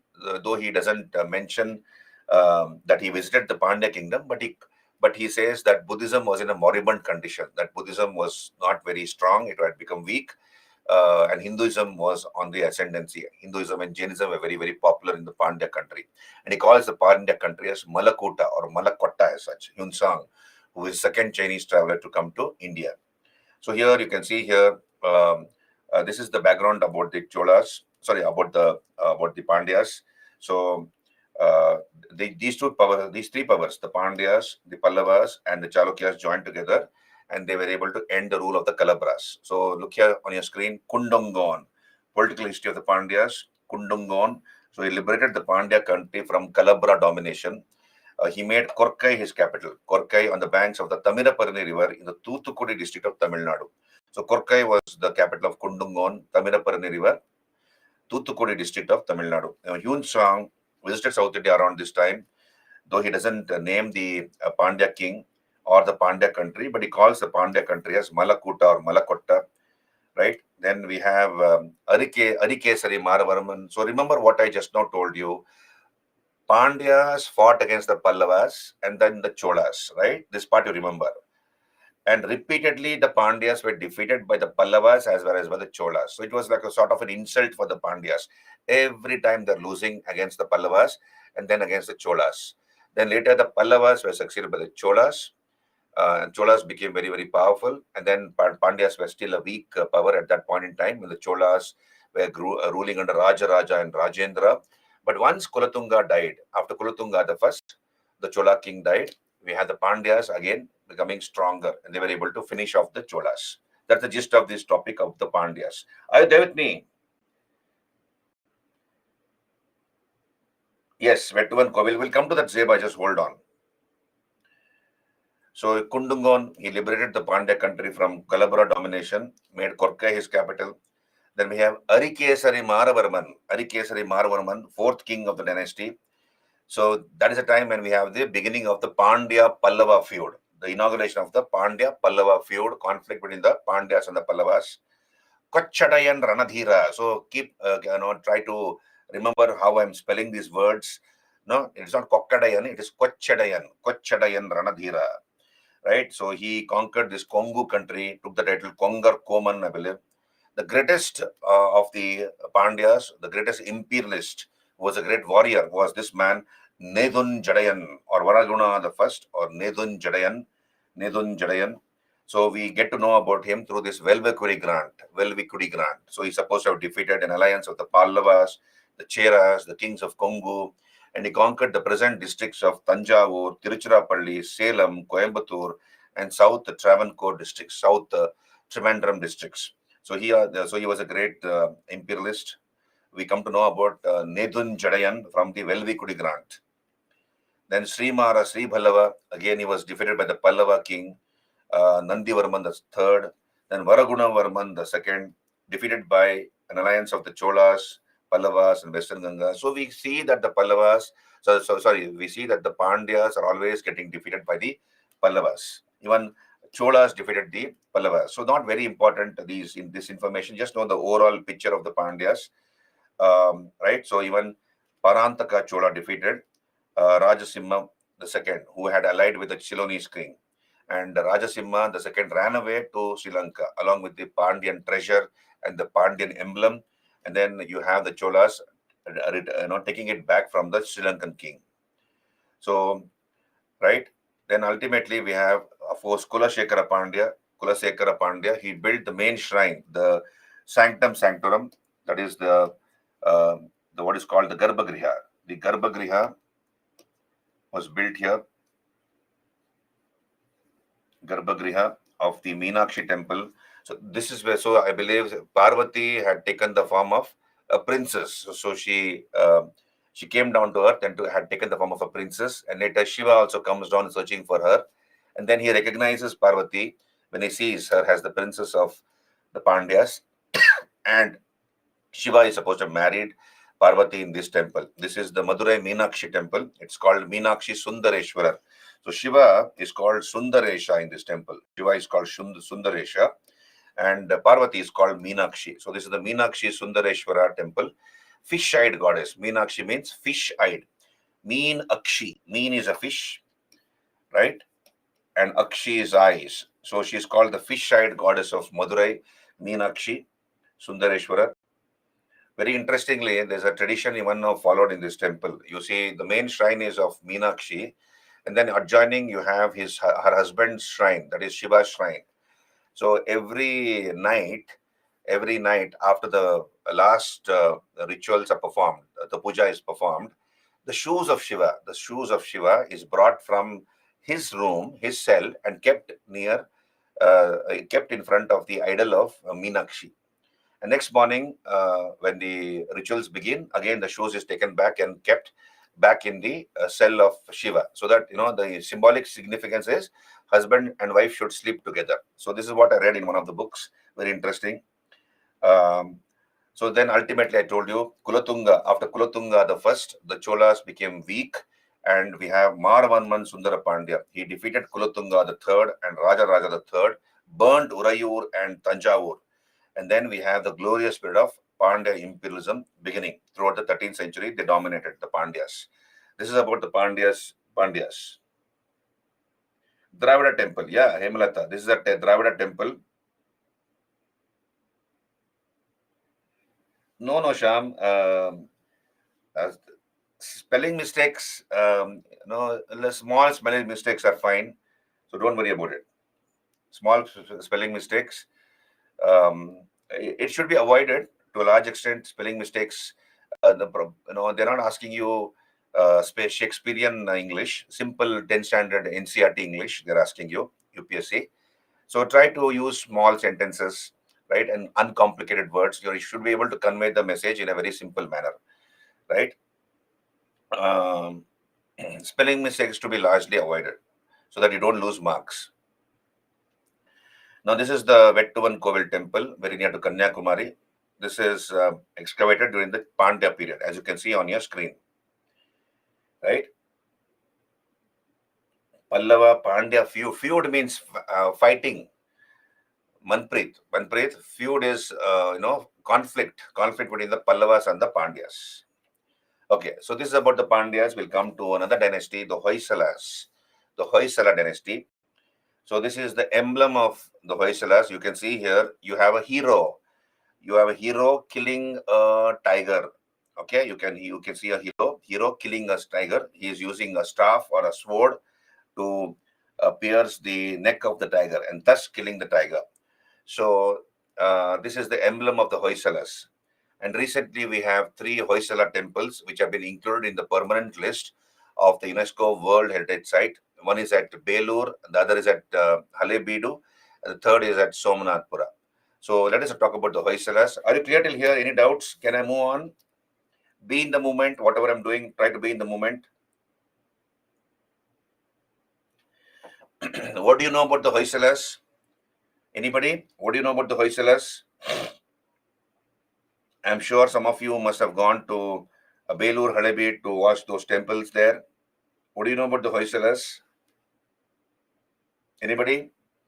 Karnataka, okay. Dikshit says they were from Karnataka. Feudatories of the Kalyana Chalukyas.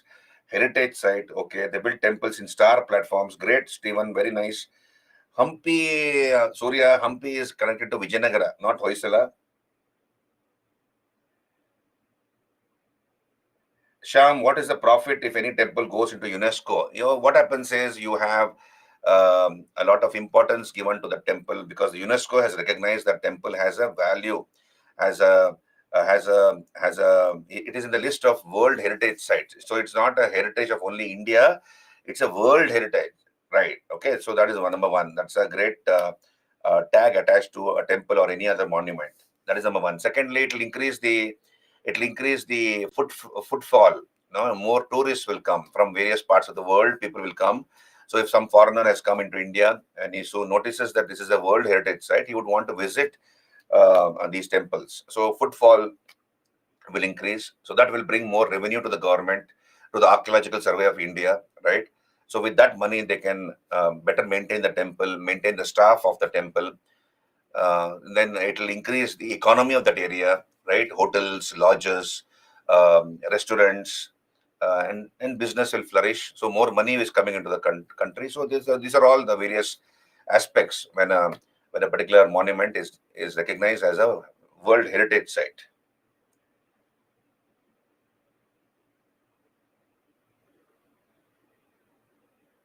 Okay, thank you. I will use the yellow color. Okay, so great ruler was Bittiga. Okay, now let's come back here. Hoysalas ruled over the Malnad region of Karnataka. So in Kannada, Malenadu, Malnad is the rainfall area, right? Malenadu. So they ruled the Malnad area of Karnataka. in Kannada. So if you divide this word into Male and Nadu, it becomes Malnadu. Male means rain, okay, or rainfall. So they ruled over the rainfall parts of Karnataka, the Malnad area of Karnataka, hilly area of Karnataka. So they ruled originally from Sosayuru. Sosayuru, so that was their early capital, Sosayuru. This is identified with Angadi in the Chikmagaluru district of Karnataka. So there's a hill station called Chikmagaluru. It's famous for coffee. So it's famous for coffee. So most of the coffee in India is grown in Chikmagaluru, and of course some are grown in Coorg also. So it's famous for coffee, Chikmagaluru. So this is in the Chikmagaluru district, the Sosayuru. That was their early capital. Then they shifted the capital to Belur and then to Halebeed. So Halebeedu. So Belur, Halebeed, they are in the Hassan district of Karnataka, while Sosayuru is in the Chikmagaluru district of Karnataka. Now, there's a very interesting story regarding this particular emblem of the Hoysalas. So what do you see here? You see a man or a boy killing a tiger with a staff or a sword. So there's a story regarding how the name Hoysala has come about. So let me tell you the first story of the day. Today I have ran short of stories, but I'll tell you this story. So we have how the name Hoysala has come about. So there was a boy called Sala. So his name was Sala. Okay, Sala. And he was the student of a guru or a teacher called Sudatta Muni. Sudatta Muni. So there was a guru or a teacher called Sudatta Muni. Muni means a sage. So Sudatta Acharya or Muni. And the guru was giving discourse to the students. So you have a tree. So this is the tree. Imagine this is the tree. And the guru is sitting on the platform. This is the platform. The guru is sitting here. So the guru is sitting here, and all the students are sitting on the floor like this. And Sala was a backbencher. So Sala is sitting here in the top. He was sitting here. So he was a backbencher, and the guru Sudatta Muni was giving teaching to the students, under the shade of a tree. Then what happened, I believe, the guru Sudatta Muni saw a tiger approaching. So if you did not know, tigers always attack from the rear. If you go to Sundarbans in Bengal, you have tribes living in those Sundarban forests, a mango forest of Sundarban, and they have to live there. They have to survive in that harsh environment. And you have tigers there in Sundarbans, Bengal, West Bengal. So what they do is they put a mask behind their head.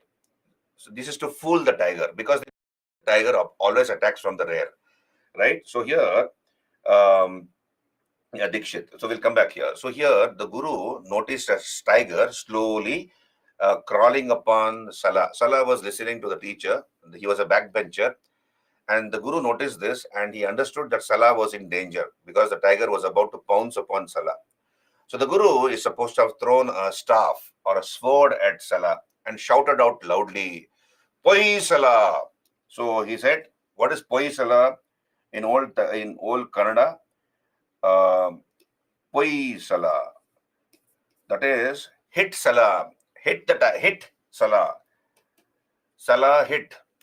Maro. Sala maro. That is Poi Sala. Hit Sala. So Sala, he caught the staff or the sword, and then he pierced the tiger and killed the tiger. And the name Hoysala is from that word Poisala. So this is the interesting story as to how the name Hoysala has come about. Did you understand? Hello, are you there with me? So this is Sala killing the tiger. Now, let us try to understand whether this is really true. Can this be true? What do you feel? Can a man kill a tiger? Is it so easy? So when we see a dog, a big dog, a bulldog, might be, Sham says. So let us understand the significance of this particular story here. You see, there was what is the emblem of the Cholas? What's the emblem of the Cholas, if I might ask you? Tiger, isn't it? Tiger was the emblem of the Cholas. You all know that. Now, what is the meaning of this particular, symbolic meaning of this particular emblem of the Hoysalas? There was a king of the Hoysalas, the greatest of the Hoysalas. His name was Vishnuvardhana, earlier called Bittiga. His name, Bittideva, original name Bittideva, who took the title of Vishnuvardhana. This Vishnuvardhana defeated the Cholas and he drove them away from the Kannada speaking areas. So Vishnuvardhana defeated the Cholas and he drove the Cholas away from the Kannada speaking areas. So they had occupied, the Cholas had occupied a large part of the Kannada speaking areas or Karnataka, though there was no Karnataka, Kannada speaking areas. So here, this particular emblem is nothing but a symbolic significance of Vishnuvardhana killing the tiger, in the sense defeating the Cholas. It is just shown in another manner, where Salah is killing the tiger. It is actually Vishnuvardhana driving away the Cholas from the Kannada speaking areas. Did you understand? This is the symbolic meaning. Okay. So, right. So, not killers of Cholas. Zeba don't use those words. It is just that the king Vishnuvardhana was able to drive away the Cholas from the Kannada speaking areas. Right? So that is the meaning of that. So we'll come back here. They ruled from Sosayuru, that was their early capital. Angadi, identified with Angadi in Chikmagalur district. And they were the feudatories of the Kalyana Chalukyas. Once the Kalyana Chalukya kingdom became weak, we have seen this. We have three kingdoms which arose on the ruins of the Kalyana Chalukyas. One was the Sevanas or the Yadavas. Then the second were the Hoysalas, and the third were the Kakatiyas, right? So they ruled from Sosayuru, later Belur and Halebeedu as their capitals. So Halebeedu is also called Dora Samudra. You remember Dhruva of the Rashtrakutas built a lake in Halebeedu called Dhruva Samudra, and that became Dwara Samudra. Right? Dhruva of the Rashtrakutas had built a lake in Halebeedu, and that became Dwara Samudra, or Dhruva Samudra became Dwara Samudra. So Sala was the founder of this particular kingdom, Sala. No? And the story I've told you how the name Hoysala has come about. So his guru was Sudatta Muni. So then we have Vinayaditya. Vinayaditya shifted the capital from Sosayuru to Beluru. So Belur becomes the capital. The greatest was, of course, Vishnuvardhana. And I told you he defeated the Cholas in two battles. He conquered Talakkadu and Nolambavadi from the Cholas. So he defeated the Cholas and conquered Talakkadu. In Talakkadu is a place in near Mysore district of Karnataka, Talakkadu. So he conquered that Talakkadu area and Nolambavadi and took the title Talakkadu Ganda, Nolambavadi Ganda. So the conqueror of Talakkadu and Nolambavadi from the Cholas, and he built a few temples to commemorate this achievement of his. So he defeated the Cholas in two battles and conquered these areas, Talakkadu and Nolambavadi, and to commemorate or celebrate this particular victory, he built a few temples. Two temples he built. One is, of course, the Kirti Narayana temple at Talakkadu, the Kirti Narayana temple at Talakkad, and the Chennakeshava temple at Belur, which is also called Vijaya Narayana temple. Chennakeshava temple at Belur, which took about 103 years to build. This is the Chennakeshava temple. You can see this is the Chennakeshava temple at Belur. And the Hoysalas are known for their beautiful temples, which were built according to the stellate plan, star shape. So their temples are like a star. We'll discuss about their temples in detail when we do art and architecture. So the stellate plan or the stellar plan of the Hoysalas is very unique to the Hoysalas temples, a star-shaped plan. Now, you see, there's a story around this Chennakeshava temple, or in fact, there's a story connected with this particular place where the Hoysalas ruled. So here, Krishna or Vishnu is shown in a more feminine form. In the Chennakeshava temple, Vishnu is shown more with female characteristics. That is, you go to the statue, you go to the temple of Chennakeshava at Belur. What do you see? You see that Vishnu, it is the idol of Vishnu, but Vishnu has a breast, like that of a female. So not as enhanced as a female. So slightly his chest is protruding out like that of a female, and then his hips are larger, wider than that of a man's hips. So suggesting a more of a feminine grace to this particular statue of Vishnu. So what is this story? Why is Vishnu depicted like this? You see, there's a story around this. The story of Bhasmasur. The story of Bhasmasur. So there was a Rakshas or a demon called Bhasmasura. So there was a demon called Bhasmasura. Okay, and this Bhasmasur prays to Shiva. He does penance to Shiva, and with great difficulty he does penance for many years, and ultimately Shiva appears. And Shiva is called Bholenath, very innocent. Bholenath, as he's called. So what happened is, Bhasmasura asked for a boon from Shiva. So Shiva was very happy with his penance. He appeared and he gave him darshan. That is, he showed his true form. And Bhasmasur fell at Shiva's feet and asked for a boon. So, sir, please grant me a boon. So what Shiva asked him, what do you want? So Bhasmasura is supposed to have replied, on whosever head I keep my palm, that person should be burned to ashes. On whosever head I keep my palm, that person should be burned to ashes. So Shiva, as I told you, is Bholenath, innocent. He said Tatastu. Tatastu means granted. Now, Bhasmasura was wanting to confirm whether the boon will really work. So what he tried to do is, he tried to put his hand on Shiva's head. And once the boon is given, the boon will work even on Shiva. Shiva did not realize that. So he said, Tatastu. He should have said, except me, anybody is okay. Or except the gods, anybody is okay. So Bhasmasura tried to put his hand or palm on Shiva's head. And Shiva began to run for his life. Right? And this Bhasmasura is chasing Shiva. And Bhasmasura also had his own ideas. He thought, let me burn Shiva to death and then I can marry Parvati. So this is Bhasmasura's brain, Rakshasa brain, a demon brain. And he is chasing Shiva and Shiva is running for his life. And Shiva comes to his best friend Vishnu. So he comes to Vishnu and narrates the incident, tells him, I gave a boon to this Bhasmasura and he's trying to, make the boon work on me. So please help me, Vishnu. You're my best friend. So Vishnu says, Tum chup jao, you hide, I will take care of Bhasmasura.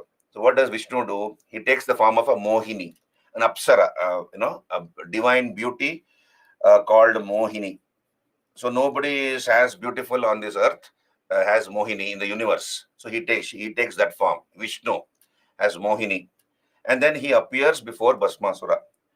Now, Bhasmasura, when he sees Mohini, is smitten by her beauty. He has never seen anybody as beautiful as Mohini. He forgets about Shiva and he instantly proposes to Mohini. He says, I want to marry you, Mohini. So Mohini, he doesn't know it's actually Vishnu. So Mohini tells Bhasmasura, I will not marry anybody just like that. I love to dance, and somebody who can match my steps, step for step, I can consider marrying that person. So this Bhasmasura says, I will dance. Definitely I will dance. I'll impress you with my dance. He has never danced in his life, but he wants to impress Mohini. Like many of the boys want to impress a girl. So he wants to impress Mohini, this Bhasmasura. So Mohini starts dancing, right? So, and Bhasmasura is also copying her steps. So for example, if she does this, he also does that. So this goes on for a few hours, right? And Mohini, there's Vishnu, he takes all those difficult steps, in the dance, and Bhasmasura is totally focused on Mohini and her steps because he wants to impress her. So once Mohini confirms that Bhasmasura has forgotten about that vow, which she has, that boon which she has taken from Shiva, in one of the steps, she puts her hand on her own head like this. She puts her palm on her head, and Bhasmasura copies that step. So he puts his palm on his head, and as a result, he himself is burned to ashes.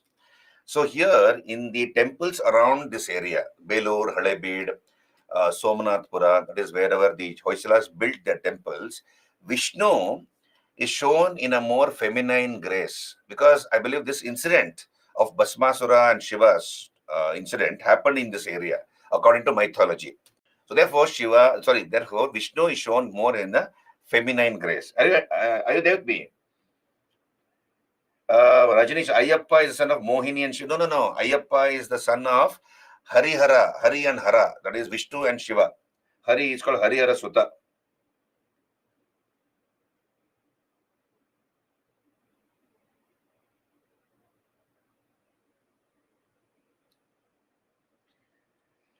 Mohini is Vishnu. Yes, Rajnish. Mohini, Vishnu takes the form of Mohini. So these are the temples he built to commemorate his victory over the Cholas. One is at Talakad, Kirti Narayana temple. Then another is a Chennakeshava temple at Belur. It took 103 years to complete this temple. Then we have other temples which he built. One is at Melkote, Cheluva Narayana temple at Melukote, Veera Narayana temple at Gadag, Nambi Narayana temple at Tondanur. Then we have his queen Shantala Devi, who built the Kappe Channigaraya temple at Belur. So this is the Kappe Channigaraya temple. I think I have not put the picture here. Yeah, I have not put the picture. So you see this temple here. It's called Kappe Channigaraya temple at Belur. So again, there's a story around this Kappe Channigaraya temple, but I'll avoid the story because I have a lot of things to cover. So his queen Shantala Devi was the person responsible behind the construction of the Kappe Channigaraya temple. This is at Belur. And then we have the Savati Gandharvana Basadi at Shravana Belagola.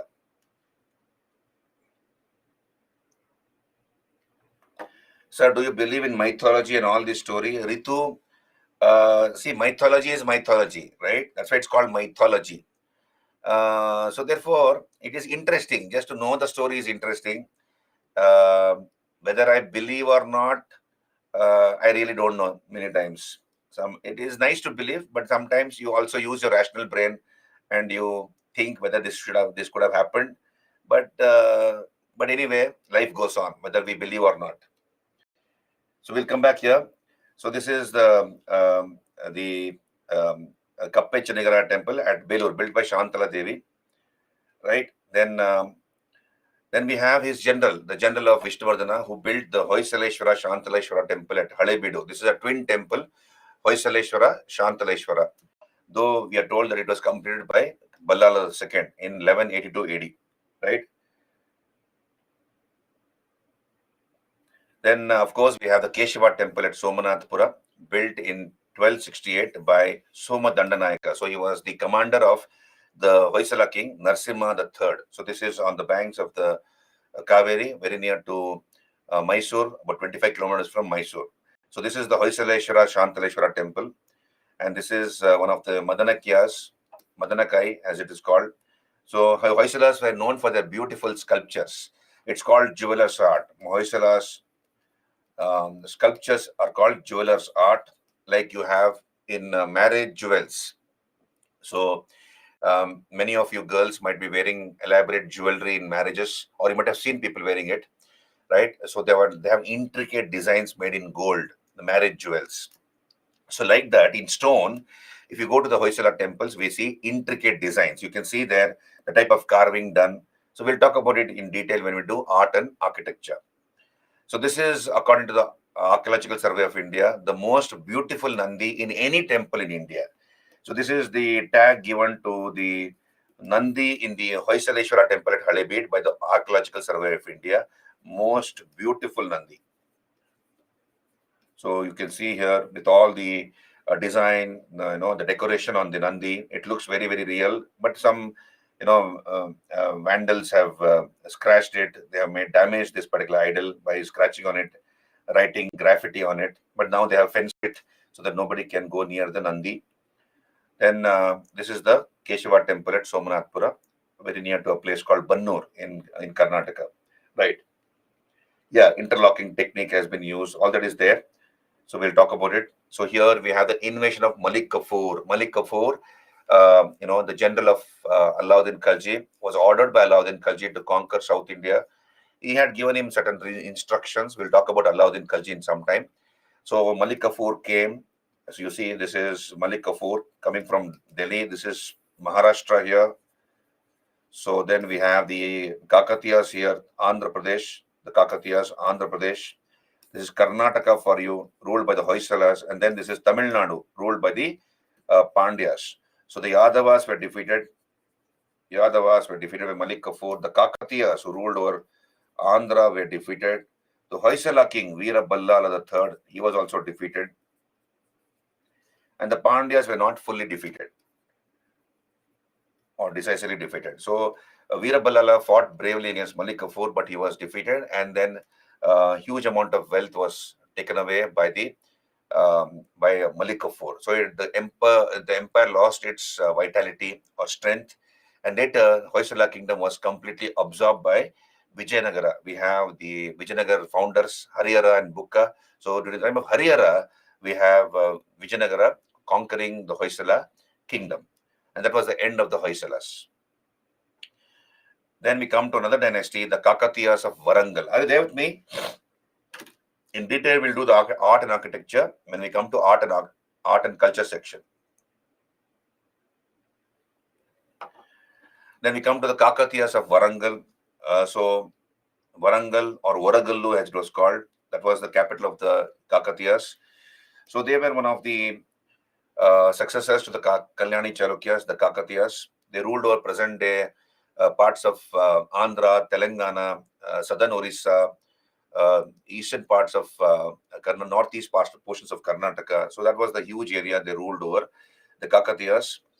The Kakatiyas are famous for their tanks and irrigation facilities which they provided for their people.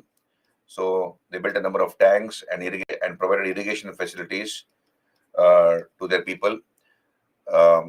Right, and then we have the sluice wire device. The sluice wire device was used in the reservoirs. That is, so you see, what is sluice wire device? You have the dam. So we have dams, and then the water fills up to a particular level, isn't it? And once the water fills up to a particular level, you have the gates of the dam which are opened so that the water goes into the canals.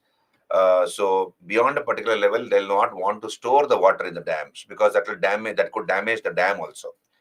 So here you have what is known as a sluice wire device, where the dams constructed by the Kakatiyas were fitted with a device where water automatically, the doors of the dam opened up, not the doors, what do you call the doors of the dam opened up so that the water flows into the canals. So that's called sluice wire device. You have the Golconda mines, which was in the Kakatiya kingdom, the Golconda mines, and the Kohinoor diamond. Kohinoor diamond was mined during that time. Kohinoor diamond. We have the only temple in India which has been named after the sculptor called Ramappa temple. So Ramappa temple is the only temple in India which has been named after the sculptor. Generally, temples are named after the presiding deity, the main deity or main god. Whereas the Ramappa temple is named after the Ramappa, who is the chief sculptor of this particular temple. So it was built by the Kakatiyas, and they used material. They made bricks which are very, very light. So it was earthquake proof, I believe. So you have a locally available fruit, right? It's called myrobalan. So in English. In Telugu, I believe it is called karakaya. So they use this fruit called karakaya, the fruit of a tree. So that is mixed. In English, it is called myrobalan, this fruit. So the fruit of this tree is mixed with mud, and bricks were made by the Kakatiyas, which are very, very light. So they almost float on water. They can float on water. So the shikaras, the spire on top of the temple. So you can see this is the temple. Okay, so the shikaras, the spire which they built, which you see on top of the temples, they use this type of bricks, and also they use this kind of bricks to make the foundation of the temples. So the foundation has been made with this type of bricks. So what happens is, when there's a tremor, when there's an earthquake or a tremor, the earthquake the waves are absorbed by these bricks.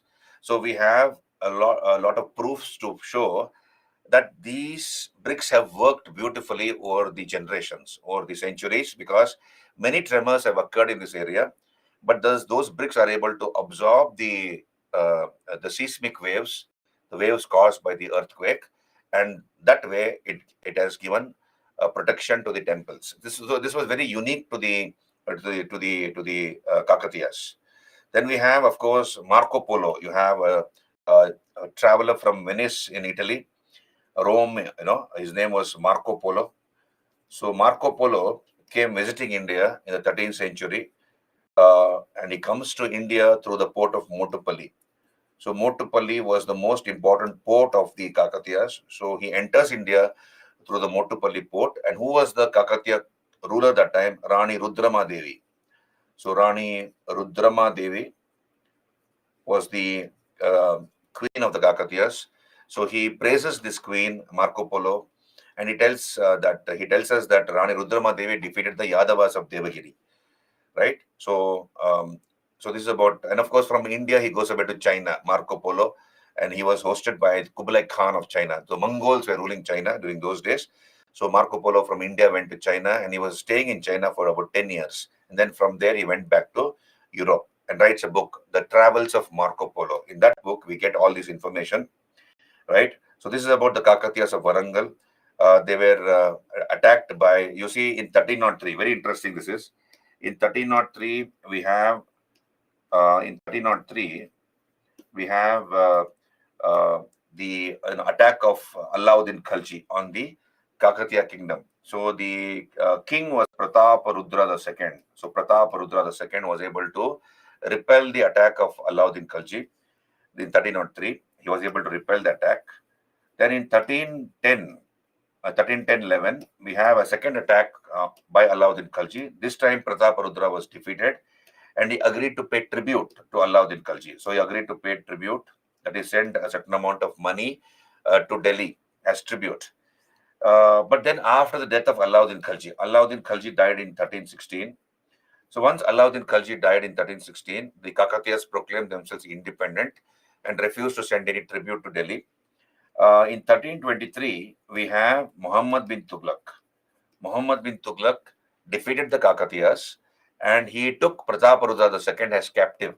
So he captured him, and he was being taken away to Delhi as a prisoner. So when the Delhi army was trying to cross the river Narmada on boats, Prataparudra II of the Kakatiyas, the king of the Kakatiyas, jumped into the river Narmada and committed suicide. So this was the end of the Kakatiya dynasty, right? And later we have the Musnuri Nayakas. So Musnuri Nayakas and other Nayakas, they joined together, and they were able to reconquer Warangal from the Delhi Sultans. So this is about the Kakatiyas of Warangal. Okay, so we'll talk about it. You can see here on your screen. They ruled this area, the Kakatiyas, Eastern Deccan, Telangana and Andhra, parts of Eastern Karnataka, Orissa. Their capital was Warangal or Oragallu. In 1303, they repelled the forces of Alauddin Khalji, but later they were defeated in 1310, agreed to pay tribute, and later they were conquered by Ulugh Khan, or that is Muhammad bin Tughlaq, in 1323, right? And Prataparudra was taken captive. So let us look at the important rulers of this particular dynasty.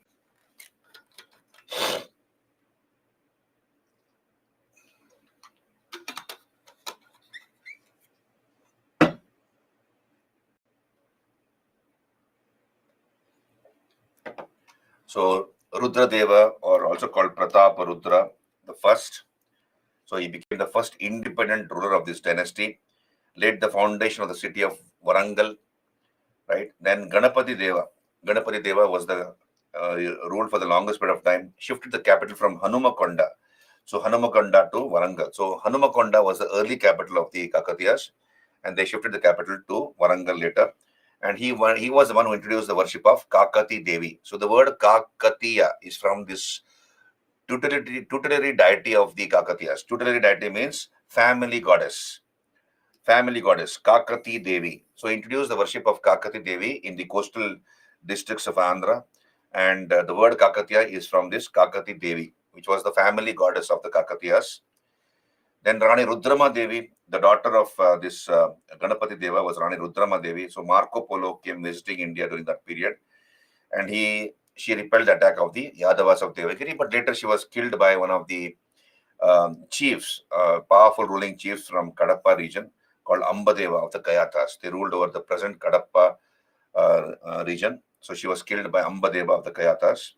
Prataparudra II was the last king. I told you he was defeated by Muhammad bin Tughlaq, being taken to Delhi as a captive, and he committed suicide. But then he may have his court poet, Vidyanatha. So Vidyanatha wrote Prataparudra Yashobhushanam. So his achievements of Prataparudra II are contained in this book, Prataparudra Yashobhushanam, written by Vidyanatha. Right? So later he was defeated by Malik Kafur or by Muhammad bin Tughlaq in 1323, and he committed suicide by drowning in the river Narmada. Right? So let us look at the other aspects of the rule. Motupalli was the most important port.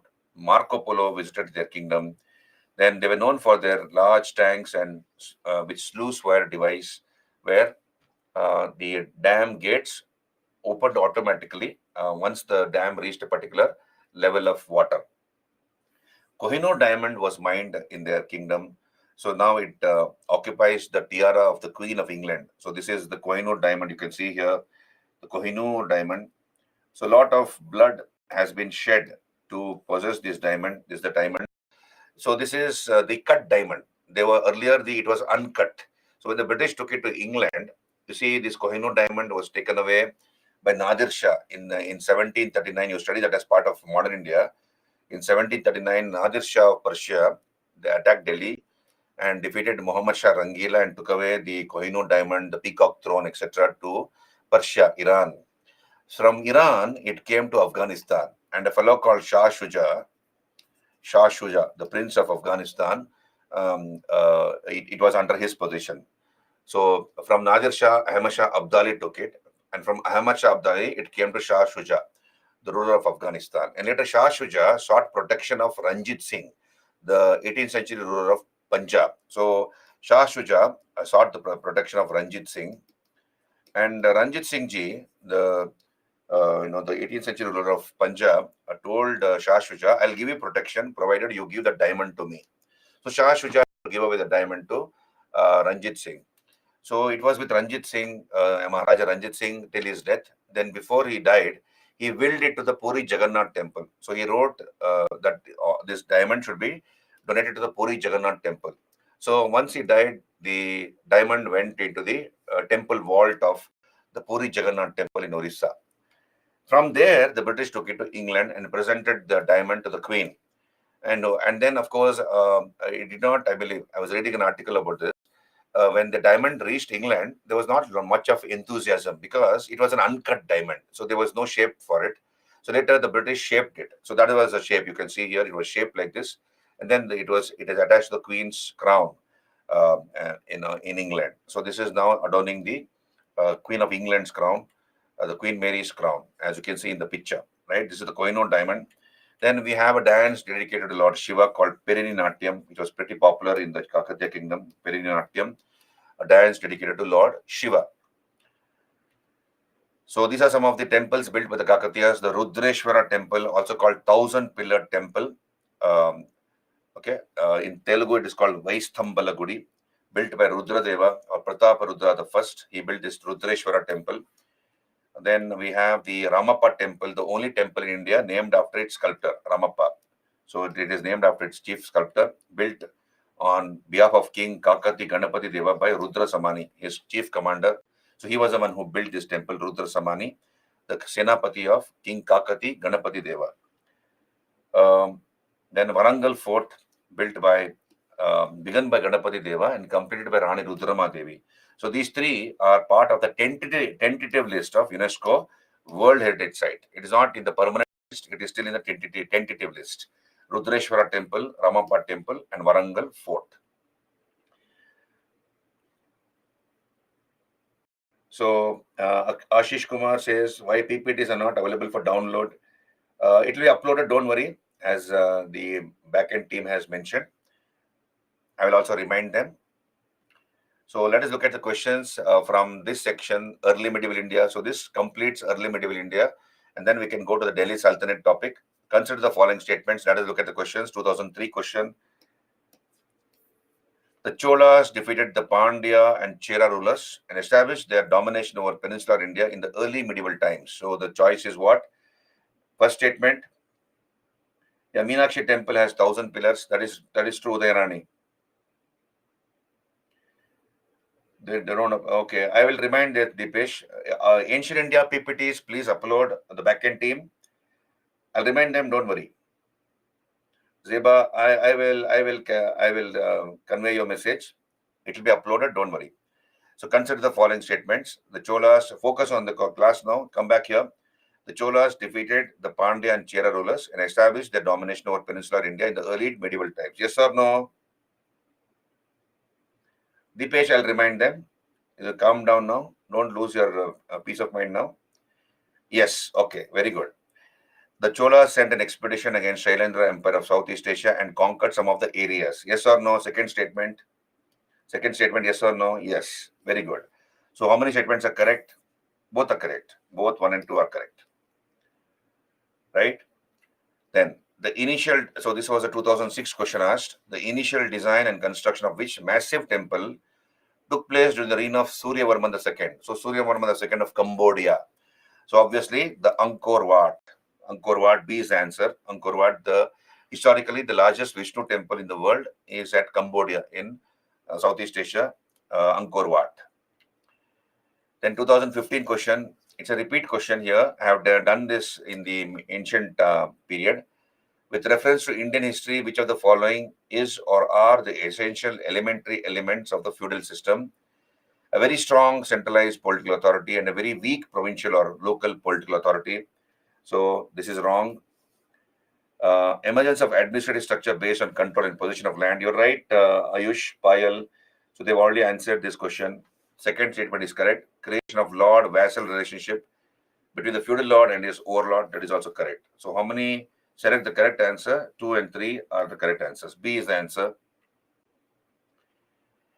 So you can see here on your screen, there's a water wheel. So this is called the Persian wheel or Araghatta. This is not there in the UPSC question paper. I have put it for your convenience. The photo of the Araghatta or the Persian wheel, which was a wheel which was used to draw water from a deeper level for irrigation, right? So with reference to the economic history of India, the term Araghatta refers to what? 2016 question.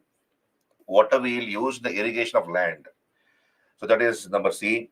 Okay, NCRTC says, Payal. Very good. Then with reference to the history of ancient India, which of the following statements are correct? 2021 question. Mitakshara was a civil law for upper caste and Dayabaga was a civil law for lower caste. We have done this. So the answer is, of course, Mitakshara system, the sons can claim the right to property during the lifetime of the father, whereas in the Dayabaga system, it is only after the death of the father that the sons can claim the right to the property. So the answer is 2. 2 only is the answer, right? So this is written by whom? Who wrote Mitakshara? You have answered the question, but who wrote Mitakshara? Anybody? Vigneshwara. Very good, Stephen. Vigneshwara. And he was in the court of which king?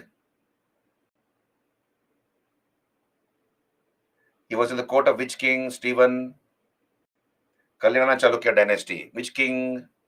Ketan says Chola. How can it be Chola Ketan? Vikramaditya the 6th. Kalyana Chalukya Vikramaditya the 6th. So he was in his court. Right. Which of the following dynasties claim the status of Agnikula Kshatriyas? So who are the Agnikula Kshatriyas? Who arose from the sacred fire at Mount Abu? Pratiharas, Paramaras, Solankis, Chauhans. So Chauhans, Paramaras, Pratiharas, Solankis. 1, 2, 3, 4 is the answer. Very good. Which of the following place is incorrect? So Rajashekara, Karpura Manjari, Bhoja, Samarangana Sudradhara, Dhananjaya, Dasharupaka, Hemachandra, Haravilasa. No. Hemachandra wrote many books like Parishishta Parvan, Trishashti Lakshana Mahapurana, Neminath Charitra, etc.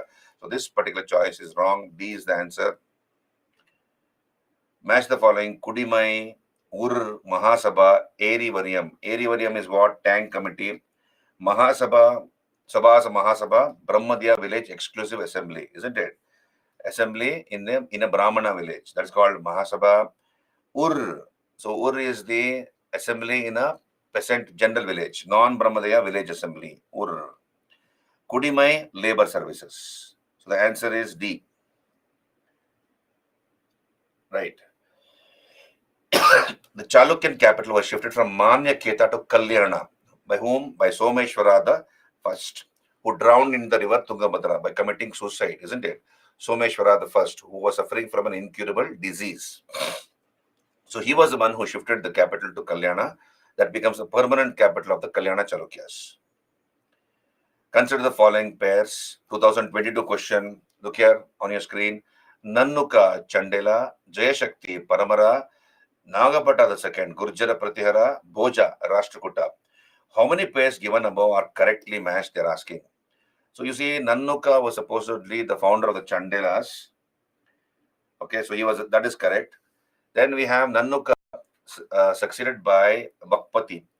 So Vakpati's children were Jayashakti and Vijayashakti. So Jayashakti was not a Paramara ruler, he was a Chandela ruler. So the second choice is wrong. So Nannuka was succeeded by Vakpati. Vakpati's children were Jayashakti and Vijayashakti. And so therefore the second choice is wrong. Nagabhata the second of the Gurjara Pratiharas. So this is correct. So the greatest of the Gurjara Pratiharas was Mihira Bhoja, the grandson of Nagabhata the second. And then Bhoja was a Paramara king, not a Rashtrakuta king.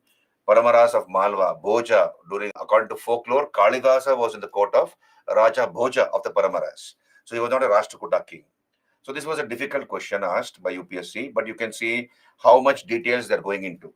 So therefore, you can see I've given the answer here, right? The answer is here, go through it, right? So the answer is only two pairs are correctly matched. Only two pairs are correctly matched.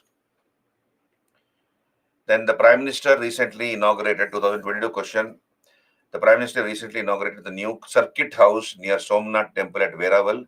Which of the following statements are correct regarding Somnath Temple? Somnath Temple is one of the Jyotirlinga shrines, that is correct. A description of Somnath Temple was given by Al-Biruni, that is also right. Prana Pratishtha of the Somnath Temple. What is Prana Pratishtha? That is so there was an article in the Indian Express paper when this Ayodhya temple was inaugurated. What are the various rituals followed as part of Prana Pratishtha? What is Prana Pratishtha? Temple is constructed. Okay, and then you have the temple. Literally, the life is filled into the temple. Prana Pratishtha. That is, it is just a bland temple. When the construction finishes, it has to be sanctified and energized. So through you have a particular ceremony which is performed. That's called Prana Pratishtha. So that Prana Pratishtha of the Somnath temple was done by whom? Recently, the Prime Minister was the one who did the Prana Pratishtha for the Ayodhya temple, the new Ayodhya temple. So there was an article in the Indian Express. Please read about Prana Pratishtha, just in case they ask you a question, because here they've asked Prana Pratishtha of Somnath temple, installation of the present day temple, was done by President Radha Krishnan. So this statement is wrong. It was done by Dr. Rajendra Prasad, I believe, not President S. Radhakrishnan. So I've given the answer here. Then President of India, Dr. Rajendra Prasad, did the Prana Pratishtha on May the 11th, 1951. May the 11th, 1951. It was not done by S. Radhakrishnan. So how many? Select the correct answer. 1 and 2 are correct, not the third statement. Okay. Then I have given you the list of 12 Jyotirlingas. So because there was a question asked here about Jyotirlingas, so I have given you, just for your information, 4 are in Maharashtra, as you can see here. I have put it in an order here. Bhima Shankar, Trayambakeshwar, Aund Nagnath, and Grushneshwar. These are the 4 Jyotirlingas in Maharashtra. 2 are in Madhya Pradesh, Mahakaleshwar and Omkareshwar. And Somnath is in Gujarat. UP, we have Vishwanath, the Kashi Vishwanath temple. Kedarnath, Uttarakhand. Vaidyanath in Jharkhand. Andhra, we have Mallikarjuna, Sri Shaila Mallikarjuna in Andhra Pradesh. In the Rameshwara temple in Tamil Nadu. So these are the 12 Jyotirlingas. Okay, right. Then with reference to Khajuraho group of monuments, consider the following statements. Some more questions I've added here. The temples at Khajuraho were built in the Chandela dynasty. That is correct. The temples at Khajuraho are associated with Hinduism and Jainism. That is also true. The temples are built in Dravidian style. No, it is in the Nagara style. So how many are correct? Only 2 are correct.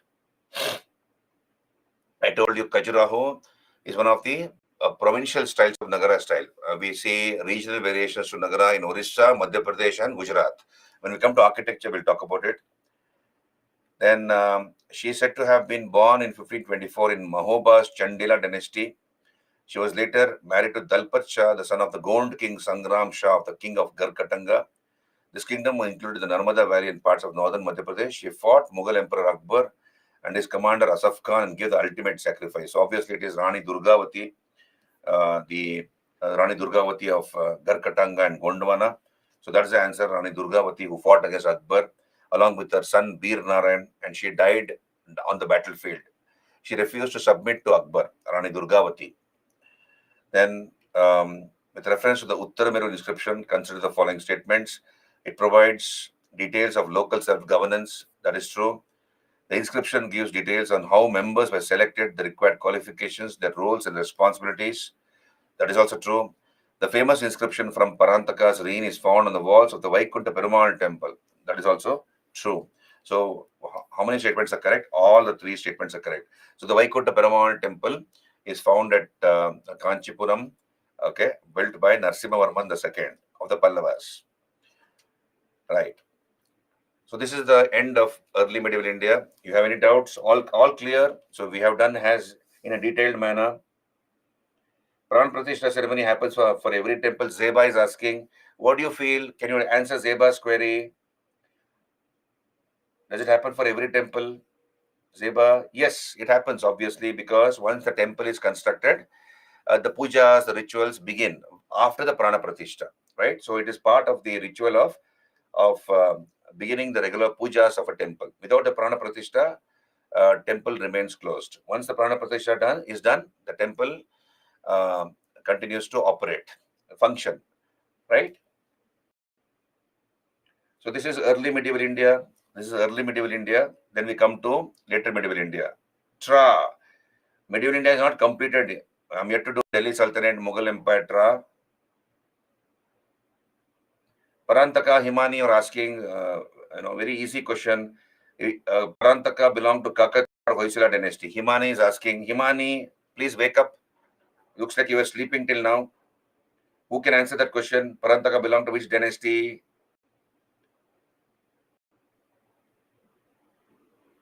Cholas. So Himani. Okay.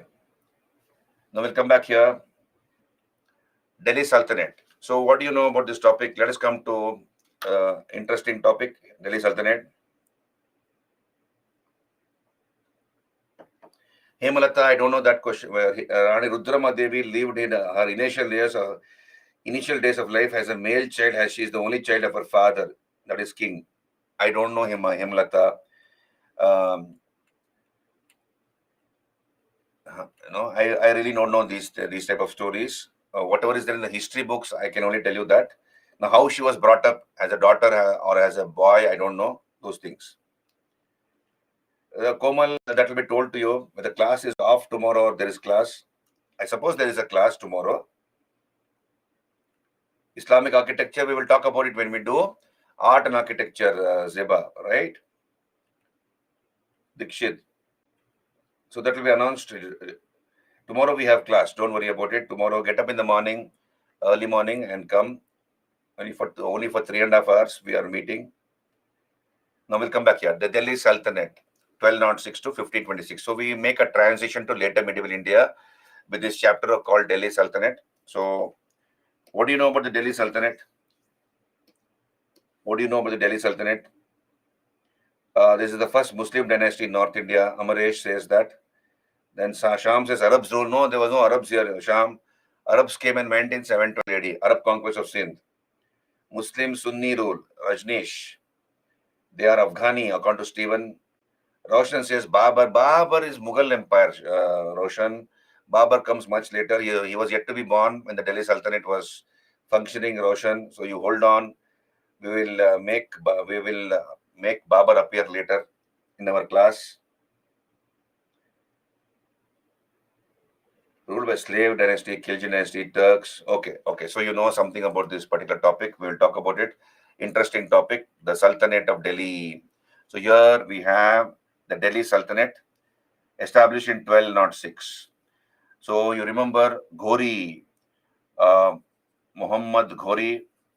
sent to two officers to expand his empire in India. Who are the two officers? Qutbuddin Aibak and Bakhtiar Khalji, isn't it? So these two officers were sent by Muhammad Ghori to expand his empire in India.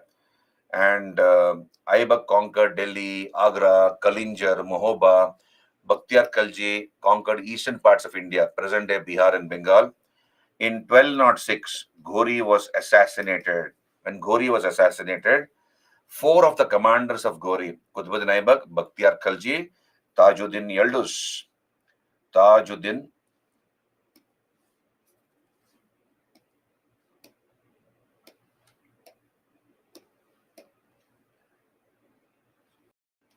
Tajuddin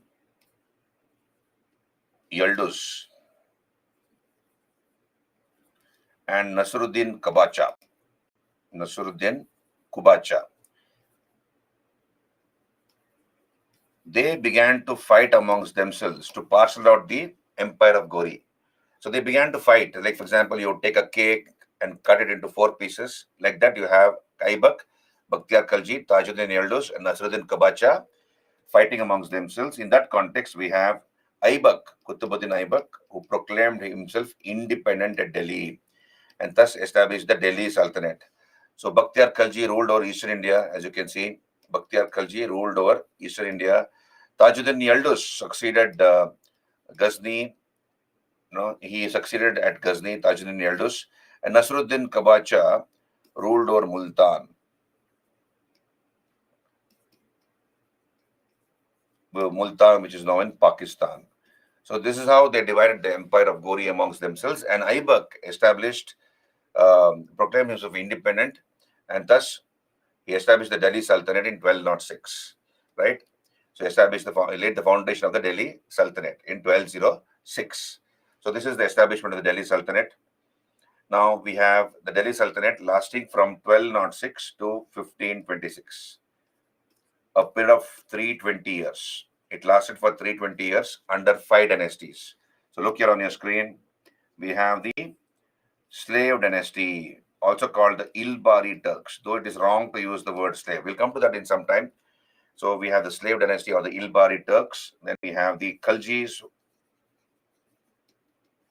The Khaljis, they were from Khalj in Afghanistan. There's a place called Khalj in Afghanistan. So they originated from there. That's why they are called Khaljis or Khiljis. Third is the Tughlaqs. Then we have the Sayyids, the Tughlaqs, the Sayyids, and the Lodhis. So these 5 dynasties totally ruled for a period of 320 years. Now you see the first 4 were of Turkish race. They belonged to the Turkish race. They were Turks by race. The Lodhis were Afghans. By race, they were Afghans. Ultimately, what happened is, we have the last Lodhi ruler. Who was the last Lodhi ruler? Ibrahim. So Ibrahim Lodhi was killed by Babur. Babur, so-called Babur, killed him in 1526 in the first battle of Panipat. And Babur established the Mughal Empire. He established the Mughal Empire. This was the end of the Delhi Sultanate. So the rulers of this dynasty had taken the title of Sultan. They were called Sultans. So Sultan was the title taken by the kings, and therefore it is called Sultanate. Delhi Sultanate. Delhi was their capital, and they were called Sultans, and therefore Delhi Sultanate. Are you there with me?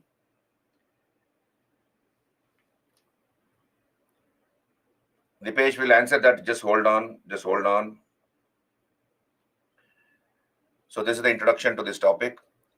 You see on your screen, we have 5 dynasties which ruled the Delhi Sultanate. We have the Ilbari Turks or the slave dynasty. They ruled from 1206 to 1290. They were of Turkish race, and the founder was Qutbuddin Aibak. Then we have the Khaljis or the Khiljis, who ruled for only 30 years. 1290 to 1320. They ruled only for 30 years. So they ruled for the shortest period of time, the Khaljis. And the founder was Jalaluddin Khalji. So they were also of Turkish race. They ruled for the shortest period of time, the Khaljis. They ruled for the shortest period of time among the 5 dynasties. The Tughlaqs ruled for the longest period of time. The founder was, of course, Ghiyazuddin Tughlaq, 1320 to 1414, almost 100 years, 94 years or so. Then we have Sayyids. The founder was Khizr Khan.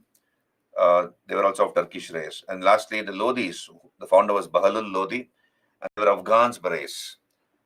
Right?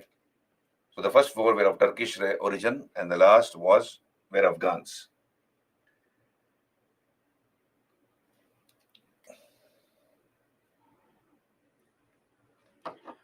So Mughals were descendants of the Mongols. You see, Tanya, Babur was a descendant of Timur and Genghis Khan. From his father's side, Timur. So he was a descendant of Timur from his father's side, and from his mother's side, he was a descendant of Genghis Khan. They were both Mongol warriors, Timur and Genghis Khan. And the word Mughal is from the word Mongol, right? So they are called Mughals for that reason. Whereas the Delhi Sultans, I just now explained to you why they're called Delhi Sultans, right? So it was ruled by the Mughal dynasty, as the support staff has mentioned. So we'll come back here. We have Delhi. So let us know a little bit about Delhi. We've already studied about Delhi, how the name Delhi came about. I've told you yesterday the story regarding that pillar, the iron pillar around in Delhi, Mehroli. So there's a story surrounding that pillar and how the name Delhi has come about. So Delhi in ancient times was called Indraprastha, capital of the ancient Kuru kingdom. And Anangpal Tumar was the one who constructed Dilli Kapuram on the ancient site of Indraprastha and made it his capital. So Delhi Sultans and Mughals built totally 7 cities of Delhi. 5 were built by the Delhi Sultans and 2 by the Mughals. So remember this chart for you. Please understand this chart. So we have 5 cities built by the Delhi Sultans and 2 by the Mughals. So these are the 5 cities built by the Delhi Sultans. Delhi is a megalopolis, as you all know. Delhi is a megalopolis. So we have Mehroli, also called Kila Rai Pithora or Lal Kot, built by Aibak, Qutbuddin Aibak. He belonged to the slave dynasty. Siri, the second city of Delhi, built by Alauddin Khalji, who belonged to the Khalji dynasty. Tughlaqabad, built by Ghiyazuddin Tughlaq, belonged to the Tughlaq dynasty. Jahanpana, built by Muhammad bin Tughlaq, belonged to the Tughlaq dynasty. Firozabad, the fifth city of Delhi, built by Firuz Shah Tughlaq, belonged to the Tughlaq dynasty. So the first 5 were built by the Delhi Sultans. Surya, just hold on. Why are you jumping the gun? Be in the moment. I know you have a lot of questions to ask. When we come there, when I come there, I'll answer those doubts. You just be focused on the class, what I'm doing at this point in time, right? So then we have 2 more cities built by the Mughals. One is Deenpana, the 6th city of Delhi, built by Humayun. Deenpana. Now it's called Shergarh, the present-day old fort. So Deenpana was also called Shergarh. And then, of course, Shah Jahanabad, built by Shah Jahan, who made Shah Jahanabad his capital since 1638 or so. He makes it his capital, Shah Jahanabad. These are 7 cities of Delhi. Okay, 5 were built by the Delhi Sultans and 2 by the Mughals. Now, the first dynasty, understand this. The first dynasty of the Delhi Sultanate has been called slave dynasty. So we have all used that word in our school days, slave dynasty. Now, the first dynasty is called slave dynasty. Now, it is wrong to use the word slave. It is wrong to use the word slave. And let us understand why it is wrong to use the word slave. And what is the appropriate way to address the kings belonging to this dynasty? You can call them as Ilbari Turks. We can call them as Ilbari Turks, or you can call them as Memluk Sultans. We can call them as Memluk Sultans. To use the word slave is wrong. Now let us first of all understand why it is wrong to use the word slave. Now, totally, how many sultans were there in this particular dynasty, the slave dynasty? So it is carelessly used as slave dynasty. I'll also use it carelessly. So don't take me seriously. So technically, it is wrong to use the word slave. Why it is wrong, I'll explain to you in a moment's time. So totally, there were 11 rulers, but you cannot consider 11 as all of the 11 has sultans, you can consider 9 of them as sultans, because out of the 11, 2 were young boys. One was a 17-year-old boy. Another was a 3-year-old boy who was declared a sultan. So you cannot consider these two as seriously as sultans, right? A 9-year-old boy and a 3-year-old boy. So you cannot seriously consider them as sultans. So you can consider 9 of them as sultans. But then please understand why it is wrong to use the word slave. You see, we have Qutbuddin Aibak. Qutbuddin Aibak was the slave of Ghori. So he had been the slave of Ghori, right? Then Iltutmish or Altamish. Iltutmish was the slave of Aibak. And Balban was the slave of Iltutmish. So Ghori's slave was Aibak, Aibak's slave was Iltutmish, and Iltutmish's slave was Balban. Now, please understand, what are the qualifications necessary for somebody to become a sultan? You should understand that part. Once you understand that part, it becomes very easy to understand what I'm trying to tell you.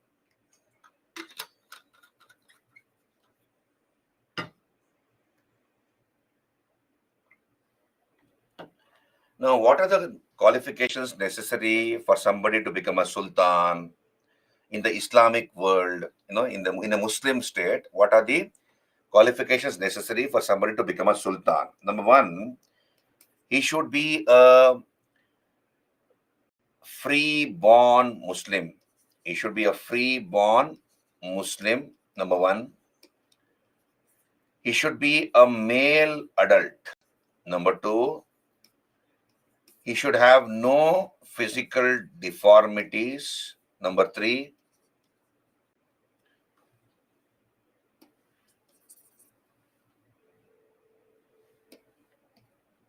he should have no physical deformities.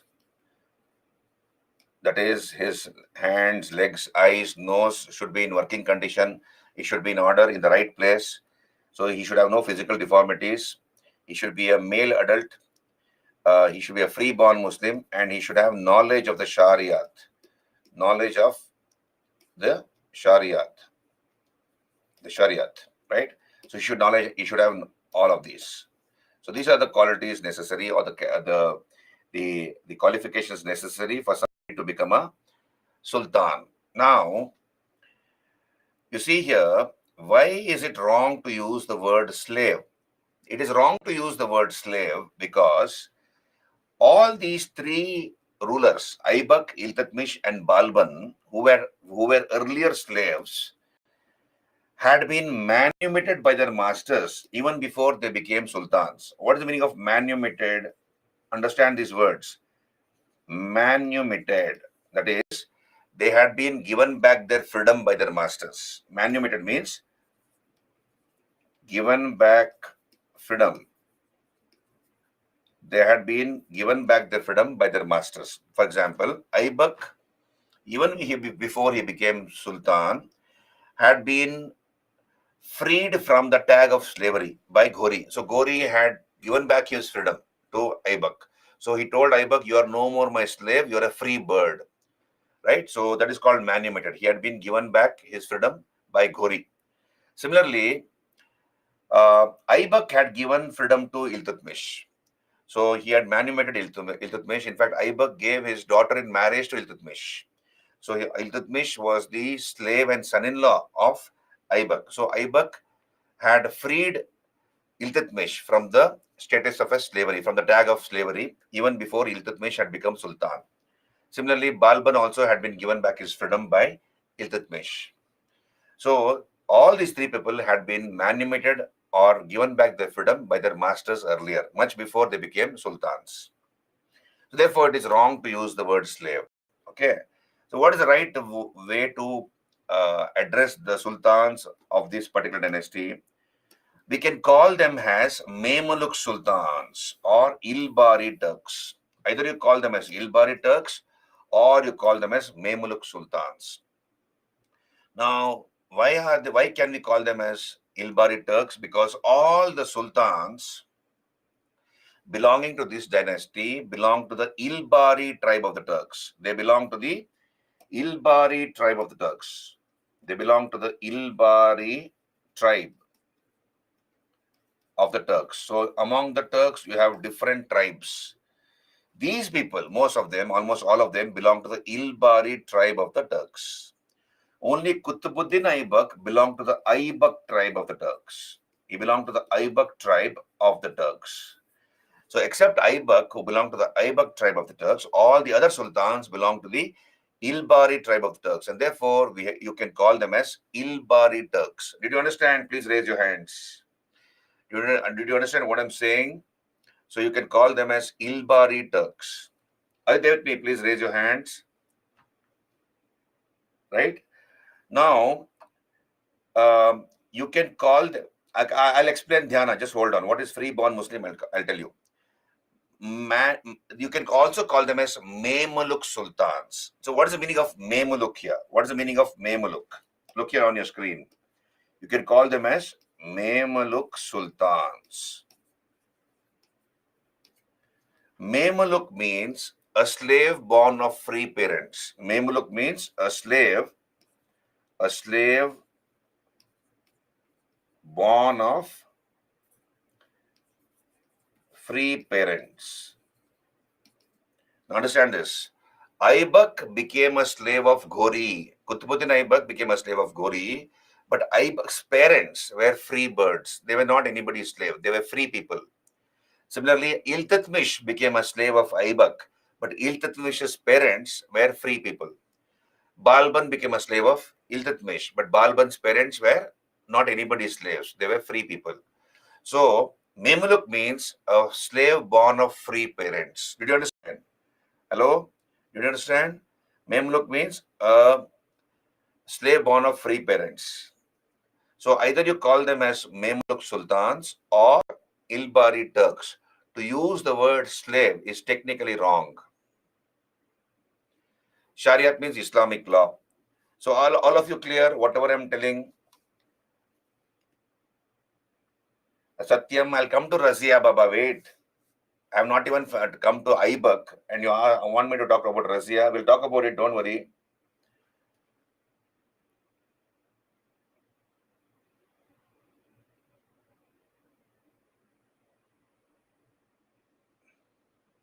Okay, are you there with me?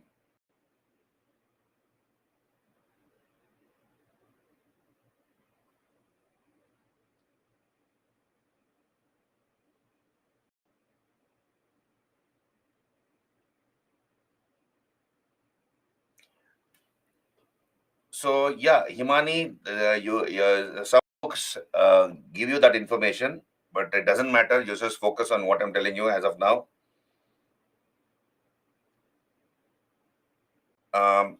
So are you clear till here? Now we'll come back here. Now these are 11 rulers on your screen. You can see these are the 11 rulers of the slave dynasty, or the Ilbari dynasty, Qutbuddin Aybak. So whatever I have marked in red, they are the most important.